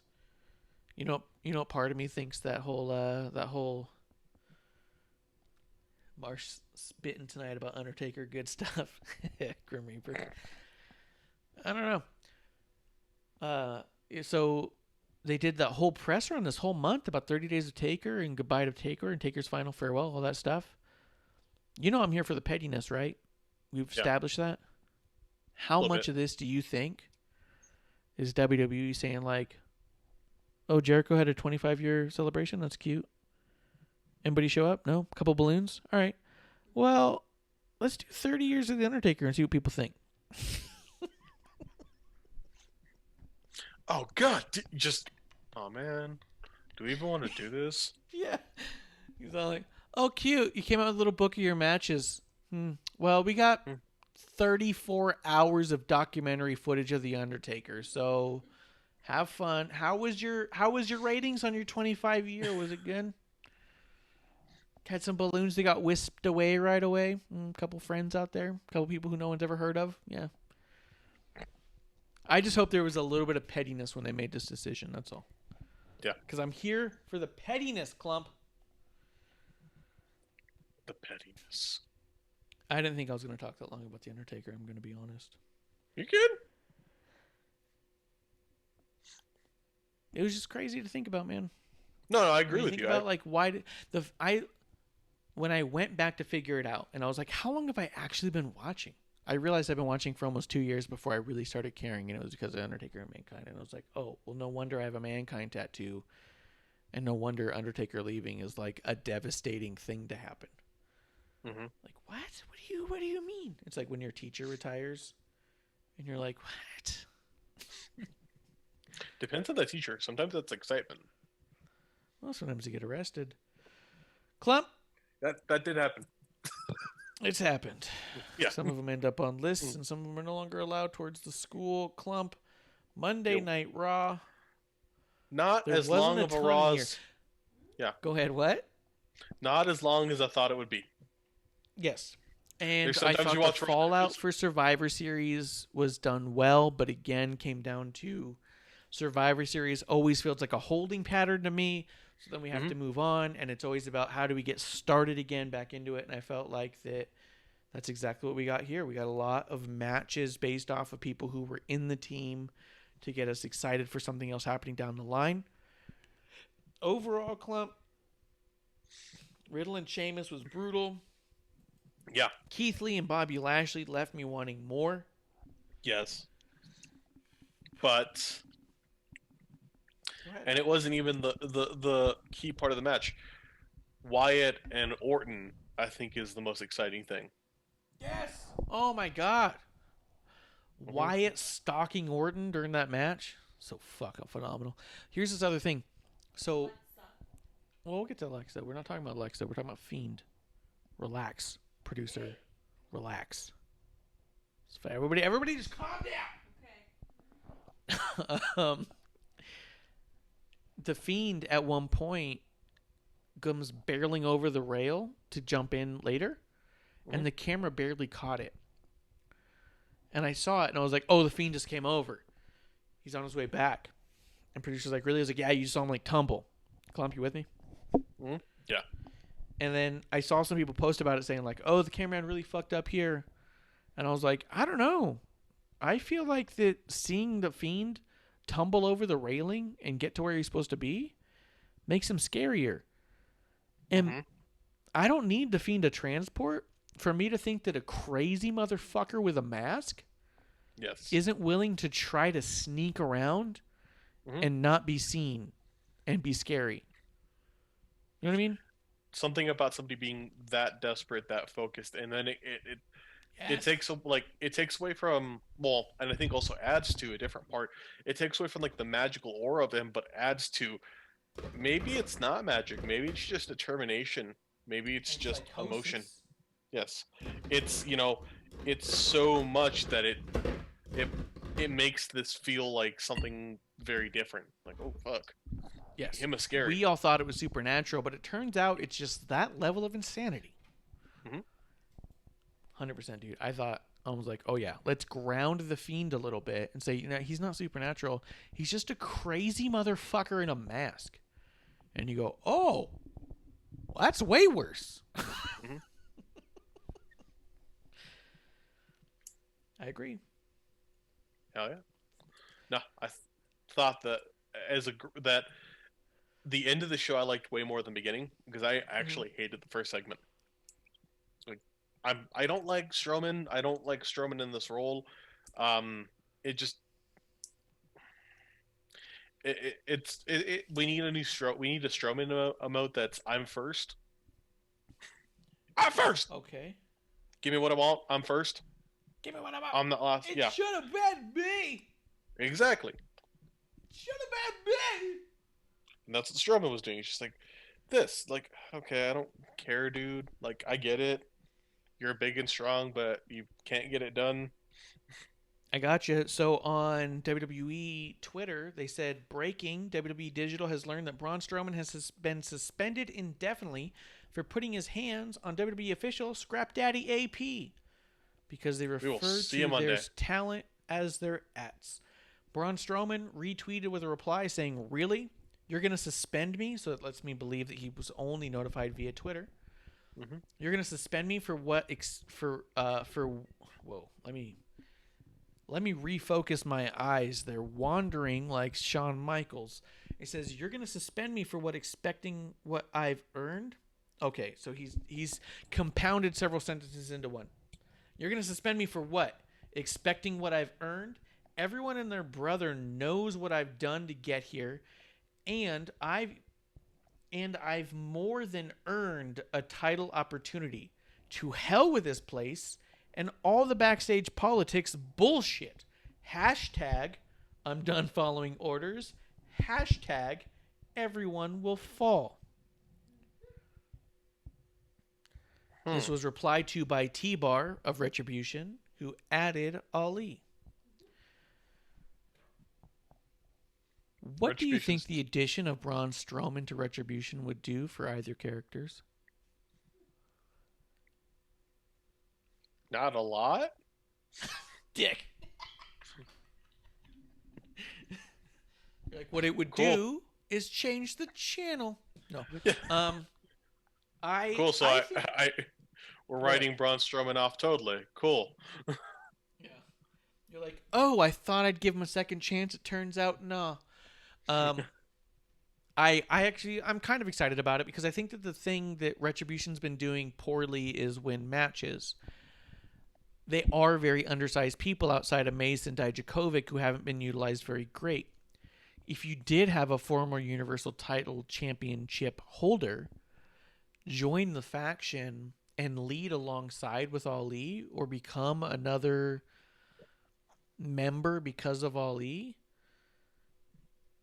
it would give Braun a complete rebranding and a new look, and maybe we get rid of that choo-choo Strowman Express. Choo-choo. Choo-choo. If we can move past that. Yeah. Toot, toot. I'm thinking of Major Pain. Thanks, dude. You're welcome. Wait, which one in Major Pain did you say toot toot? In Major Pain, when he's like teaching like you've seen Major Pain, right? Damon Wayans. 100%, 100 times. Yeah. Ba-deep, ba-deep, ba-deep, ba-deep. What's up, pig boy? Yeah. Toot, toot. Chug, chug, chug, chug, chug, chug, chug. Tear. Yeah. Then some BC soldiers came out from the. Yeah. That's right, when he's telling the story. Yes. Chug. Yeah, dude. Hell yeah. I'm watching Major Pain tonight. Yo, hell yeah. It was like, you pissed your pants, boy. Sorry. Ain't no mod. But Drew McInfart could have been a great character for Major Pain. Yes. If there's anyone in that closet, he ain't happy. Yeah. Yeah, he ain't happy now.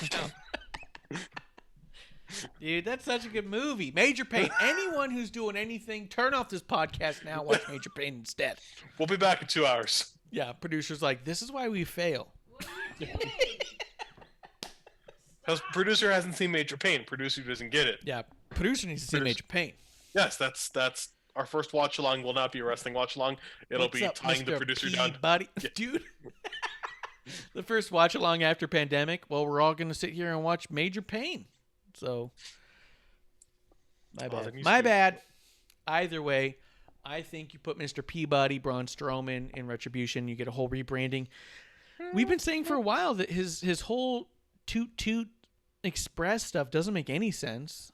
I like him. I love his look. He looks better than he's ever looked. He's doing better in the ring than he's ever done. And somehow we're not connecting. Yeah. Something's not right. You know what I mean? Like, what And yet more I does he gotta give do? zero fucks. Yeah. Yeah. He's putting in the work. Why don't I care? I want to care is the other thing. I want to. I saw his Chronicle. I thought he was incredible. I thought he was relatable. He reminded me so much of a good friend I've had for a long time that I reached out to them I hadn't talked to in a long time. And I said, hey, I was just watching this Chronicle. This guy reminded me of hanging out with you. I miss those Cool. days. And we talked for a while. I want to care. Yeah. But something about this character is not allowing me, not getting me there. So I love Retribution. I do. I know you guys hate it. Everybody does. But me, I am Mace Mob. I am here for the reckoning. Slapjack me silly. I'm here for it. I'm glad I'm not there. I might hit you. But I dump shit on you. Yeah. And Ain't a I'm here for spill. the whole thing. So I think that if Braun Strowman joined, I think that could add a dynamic that could start giving Retribution that winning edge that it's been needing. We've been saying for a long time they really seem to have dropped the ball by not making them seem more vicious or more winnable. Maybe adding Braun Strowman to that turns the whole faction around. I wouldn't be surprised or upset by that at all. I don't know if I want them winning. Yeah, that's kind of where I'm at. Okay. Like, That's fine. I want everyone I like Dominic Dijakovic. I like Mia Yim and Mercedes Martinez. I keep going back to them going to the ring, hitting shit, and just somehow being the most and least intimidating people I've ever seen, and being like, God damn it, fuck this. It's been a weird way that they've done it, where it's all like, here's why I think it might work. You've had a lot of undercard and developmental characters in here who were otherwise robbed of tremendous opportunity and left stranded by the company, as it were. But nobody who's been on that top echelon. So they're doing what they can to raise havoc. But just because they're demanding to be seen and demanding their matches and trying to create chaos doesn't mean they have what it takes to get it done in the ring. So if you add an element like a Braun Strowman with a winning edge, with a violent past, with a championship pedigree, to really put them under his wing, to be like, hey, I'm here for Ali's vision, but you guys listen to me now and we'll get this done, that could believably work. You know what I mean? The thing that could be missing from them is that level of pedigree. I can get that. I can go with that. But we'll see. They could always mess that up. I mean, I'm he's never WWE. saying they get it right every time. Yes. But I'm not. But I do say that they don't mess it up every time either. And that's the one narrative I see. Well, it's WWE. They're going to fuck it up. Well, you don't know that. We could get there. I don't I don't knock till you try. It'll probably Yeah. be bad, but 50-50 will fuck it up. But Yeah. ride it. We coin flip all the time around here. Hey, yo, did you see AEW's got the Panda Express versus Jurassic Express? Oh god. I just want to throw that out there when people try to say that Retribution's not believable or serious enough, or that WWE's for children but AEW's for adults. Panda Express versus Jurassic Express. I'm just throwing that out there, and we can move quite along. Keith Lee versus Bobby Lashley. Klump, what'd you think? That was fucking awesome. I agree good. with you. I agree with you. I want to see more. I think this is the best match I've seen Bobby in a long time. It made me want to watch Bobby do things because you're like, oh yeah, you can do work. I think we just don't know how to put you in a spot to look like you can do work. Yeah, they're carefully footing around with him. But Yes. I think we'll get there with him, and I think that Bobby with Sammy was tremendous. Bobby with Keith Lee is tremendous. I don't think it's an accident that Bobby Lashley's in these matches and that they're so Yes. good. I am ready for more Keith Lee, Bobby Lashley. But I'm also ready to let that mean something bigger. So good. So here for it. I think some people were upset with how it ended because they felt like it wasn't a clean finish. But I felt like that's what builds to a Mania match. Here's the other thing. I think I've said it before. Klump, what's everyone's fucking problem with not a clean finish? I have no problem with a no clean finish. It's wrestling. Don't you want that clean finish? If we had a clean finish every single time, I feel like it means a little less. When you go, definitive victory, I guess I don't need a rematch. I think part of it is to me, it's where and how you do it. There are times I feel like a false finish is done too much. Where like, okay, like you're expecting like AEW.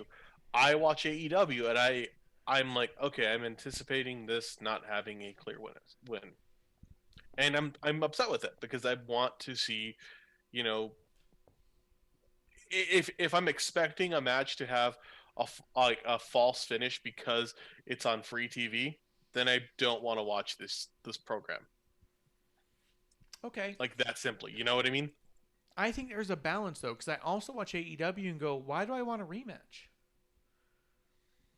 That's fair. I mean, I guess that anyone could get a clean win at any time, and on the right night anybody could be champion. But also that dissolves tension for closure. And that anticipation and closure to truly know who's best with no shit cannery. That to me is what builds longer storylines. I mean, Vince and Stone Cold, for one, that went over a year without actually getting in the ring. Mm-hmm. And two, I don't think they had a clean match and a clean finish until like their fifth or sixth match. Because you wanted that next one so bad. Fuck that match. Do it again. You know what I mean? Yeah. Like, if you walk out and say, fuck that finish, that was bullshit, play it through again, then they won. They got you. Right? And with this one, I felt like, fuck that, do it again. And I want that. I want it again. Because I don't feel like I don't feel like I know who's really the best, but I want to know who's the best so bad. Does that make sense? I can get that. I mean, all that to be said that quit shitting on DQ finishes, dude. Never. Yeah. No. Let's see. We won't go through all these, but New Day versus Hurt Business. So there's a lot of talk about whether or not that count out was supposed to happen or not, where they ended up restarting the match. Did you get a chance to see this breakdown? I didn't. Okay, totally fine. I think it might be worth you watching just to see the artistry of it all. So a lot of the talk is there was a double count out between Shelton and Kofi. And then you see everyone kind of like chaotically, but they're all staying so in character where Kofi and Xavier Woods are leaving. They're like, sure, fuck it. Double count out. We're still champions. We're done. And then you have Hurt Business being like, they're like raising their hands saying, no, we're winners. We deserve the championship. We won. Double count out. You couldn't beat us. Mm-hmm. Everyone played their part so well. And then eventually MVP gets the mic and he goes, no, we don't want it to end this way. There's no way you want it to end this way. What do you say we restart this match and get a winner? And you see Woods and Kofi being like, no, like you see Woods going like, no, why would we have the championship? Why would we do that? Mm-hmm. And you see Kofi kind of holding his head and he goes, I don't know, man. I kind of want to shut these guys up, And then you see Xavier going like, okay. And you see Kofi convince Xavier to be back in the match. And they restart the match and it goes. If this was a mistake, I have to rewatch it to see if the 10 count truly took place because I feel like that there was part of it that was... I felt like I heard 8 count when it got counted out. And if that's true, then it was a mistake. But if they really got to 10, then the ref did the right thing by stopping the match. You guys can't make the ref look like a fool and have to start stuttering when he counts. Yeah. Thank you, GR Lunar. GR Lunar. Burp, burp, burp, burp, burp. Thank you, GR Lunar, for coming through. We miss that guy. We like him around. If only he would be on the show again. Dude, Lunar, you missed your shot here, too. You don't even watch these shows. Klump dumped his internet, and we had someone in the chat just jump in. Grim Reaper just jumped in the show. He was on the show for like an hour. Save the day. It was incredible. Could have been you, Lunar. Alum. But the ref's got to count him out if they're out. He's got to. But everyone did so well in playing their part in how do we get this match going again that people were like, I don't know what just happened. Was it supposed to happen or not? I don't know. We don't know. And that's what makes it so great is we don't know was that supposed to happen or not. And it played through so perfectly that you go, maybe it was, maybe it wasn't. Everyone played their part so well. I think that if you get the chance, this isn't like a must see. But if you want to see New Day and Hurt Business turn that little believability just up a little bit. Watch this one. This one, at least during that breakdown. You could even fast forward to where you see Chaos and rewind a minute just to watch that whole interaction before they get started again. You don't even need to watch the whole match. It's a good match. It's a great match. Obviously, you got Cedric, Shelton, Kofi, Xavier. It's the match you expect. It's fantastic. I would say even fast forward to where you get that breakdown and watch how they get back into the match. Fucking beautiful, dude. So good. So good. Grim Reaper says he appreciate the opportunity. Dude, we love having Grim Reaper on here. Man, I am having a hard time with words. You hearing these syllables? These extra syllables and all these words right now?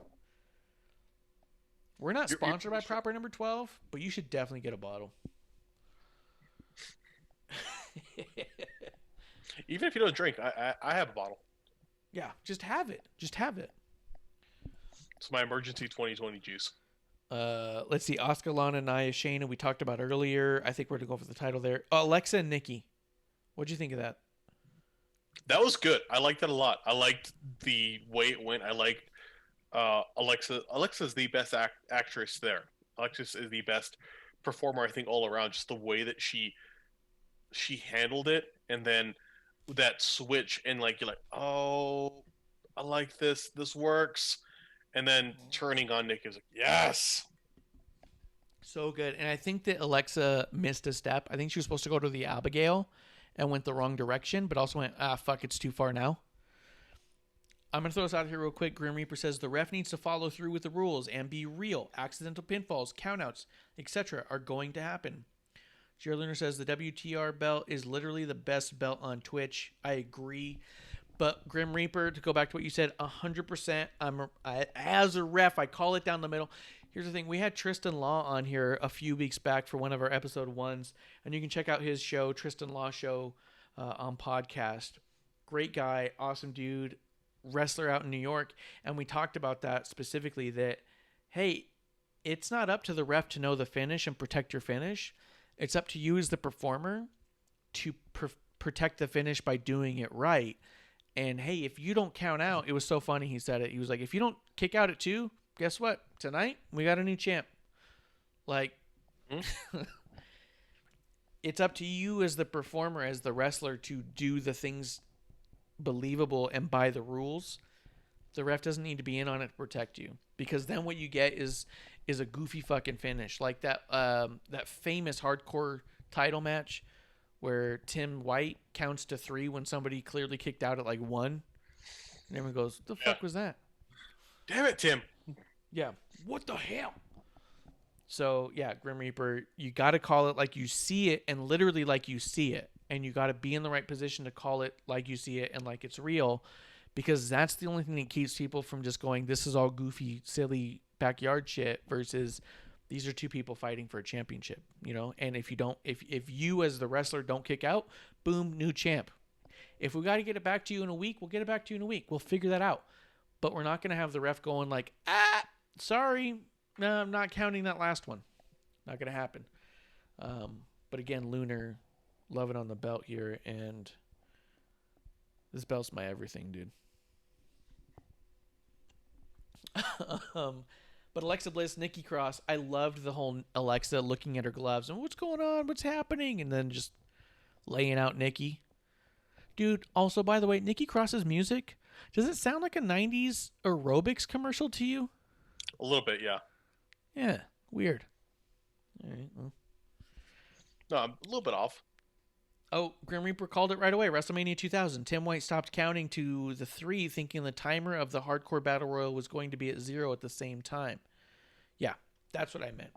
He just stopped counting, but it was like for no good reason.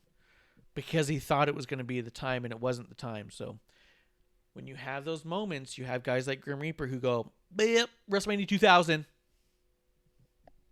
We don't want to be that ref." So he counts it, he counts it. Dude, Alexa Bliss is next level, right? Am I missing something? No, I agree. I think in terms of a performer, she probably is the best, most well-rounded performer WWE has. She is a fucking monster, and I mean that in the best way. We're absolutely blessed to have her here, right? Like, there's no reason we deserve to have her, and Hollywood hasn't scooped her up. Am I wrong in thinking I agree with that. I agree with that. Every time Alexa's on TV at this point moving forward, we all need to just thank you, the heavens above, for allowing her one more chance at entertaining us this way. Because the second Hollywood catches wind of this, they're going to be like, what the fuck is that? Why isn't she one of ours? And then she's just gone. I don't see for one reason, I don't understand for 1 second how Mandalorian didn't call Sasha and be like, "Hey, Sasha, no, it's not about season 3. Well, it kind of is. Here's the deal. Can you give me Alexa's number? We got to talk about something." You know what I mean? Yeah, no, I agree with that. And don't get me wrong. I loved Sasha Banks in Mandalorian. I think it's fantastic and amazing and incredible. But we're lucky to have Alexa while we got her. Go ahead, Klump. Mm-hmm. No, I agree with that. At some point, we will lose Alexa because they are that good. And we'll get her back, but I don't know. And I think we need to appreciate her. I think she could be fantastic if she does go somewhere, and that she'll be a person who can show what WWE is. Yeah, she's going to be that person that people point at and be like, "Oh, did you check out this movie? Incredible, right?" You know she was a wrestler? What? Like WWE? What? Yeah, just like WWE. Because you know what they're not going to say? Like AEW? That's not going to be the question. No one's going to ask that. Yeah. They're going to be like WWE because they know actual wrestling. And they're going to be like, yeah, WWE, that's where she was. I'm like, was she not in AEW? Like, dude, head out of your ass. Of course not. WWE, every time. Lunar says, I heard talk Alexa isn't re-signing, some dirt sheet garbage, I'm sure, but I def saw that somewhere. I don't know where you saw that. I don't understand contracts. I don't know what that means. Re-signing, resigning, whatevers. All I know is every time Alexa Bliss is on TV, we are lucky, and we need to be thankful for that, and we need to appreciate it while we have it, because she's too good for this WWE universe, man. We're not going to have her forever. There's just no way. I think I think that Sasha and Bayley are the other side of incredible, that we may have them forever because they're so good in ring and so good at teaching others. I don't think that I think that we need to appreciate every time Bailey and Sasha are in the ring, but I think that we'll have them a lot longer than we'll have an Alexa. Alexa's next level at the acting side of things, and someone's going to catch on to that and fucking just snatch her away. GR Lunar says Alexa Bliss on TV equals money. Money, money, money. Beep, here comes the money. Do. Yeah, 100%. Man. What do you got, Klump? You about to say something? I was gonna say, like, what else you got for it? I think it's a solid Raw. I think that was the bulk of Raw for me. I thought there was some really good promos. Man, AJ Styles is so good. Xavier Woods is so fucking good. Yeah. Dude, the honor roll, it's probably one of the easiest thing he does. And it's so fucking impressive. Every time he does it, I go, oh my God, that's incredible. Like, he might as well be doing that 450 backflip that Ali does. He does that one honor roll every time, and I go, oh my God, incredible. Just outrageous athleticism. That's how I feel every time I see that one thing. AJ's... I don't know how it took so long for AJ to get to WWE. When you see the stuff he's doing now, you're like, what? Like, why haven't we had him for a decade? Alexa, same thing where you go, what? How do we still have her even? Right. We it was don't. A good We're Raw. not. Mm-hmm. Yeah. It was a good Raw. It was a really fun Survivor Series. I think we're only just now starting to see the fallout. I love the idea of Drew McIntyre losing to Roman Reigns and having to rebuild to get back to it. I wish it was more of a definitive wipeout so Drew would have more to overcome in the future. I think that he will overcome eventually, though. I'm going to ask you this as a speculation. Let's say we had Roman versus Drew this year at WrestleMania and Drew wins. Is that the passing of the torch? Or is that just another step in the story? Because I've heard it said that this could be the Austin Rock of this current generation, which I'm okay with talking about as a possibility. But because Roman's who he is for how he's been, if he loses to Drew, is that passing of the torch? Or is that just one more step in the Rock versus Austin sort of trilogy? I think it's one more step. I think it's too early for passing of the torch. Okay. Yeah, that's just me. I just feel like Roman's so established, it's hard not to say that it's passing, especially if the story right now is that you're only number 2. A Drew McInfart, as it were. A Drew McInfart in church, as it were. That's a good one. GR Lerner says, AJ arguably came to WWE at the perfect moment in his career, though. That is a topic for another time. Yeah, I don't disagree with that. I think the guy's so fucking good. Klump, I think that was a lot to take in, and a lot to digest, and a lot to say goodbye to in one sitting of drinks with a good friend and with a guest. What do you think? I think so, man. I think that's it. The trick of the show tonight is going to be how do we get the producer to wake up to close the show out. That's how you know it's it when she falls asleep. I'm not. Hey, Lou. What could I do that seems natural that could make her wake up that would otherwise just be part of the show? Do you have something loud you could turn on? No, I don't have anything I can turn on. I don't have a fart in the oven either. What if I Smoke detector? go? You just kind of half drop shit. Last call.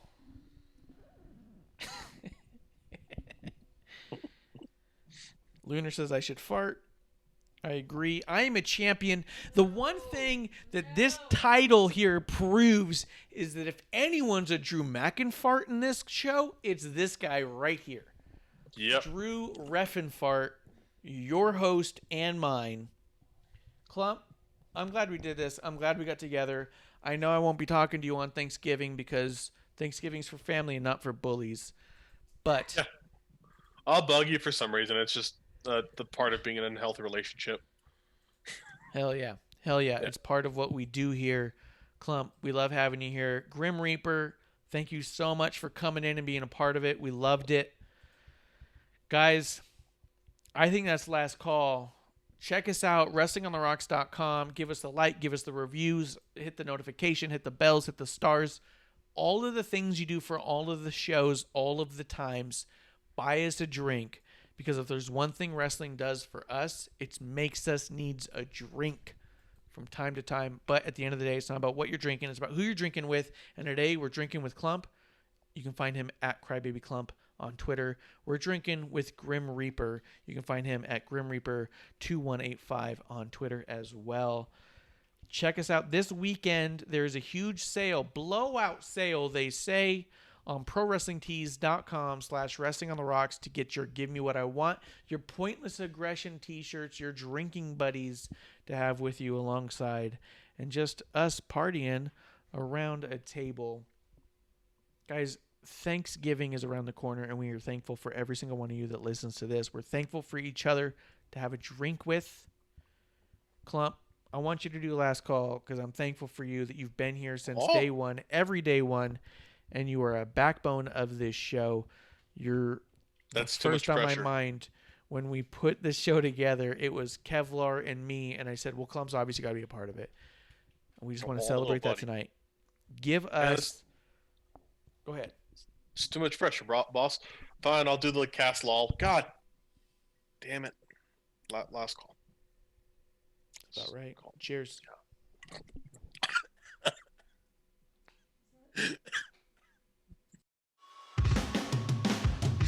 You should.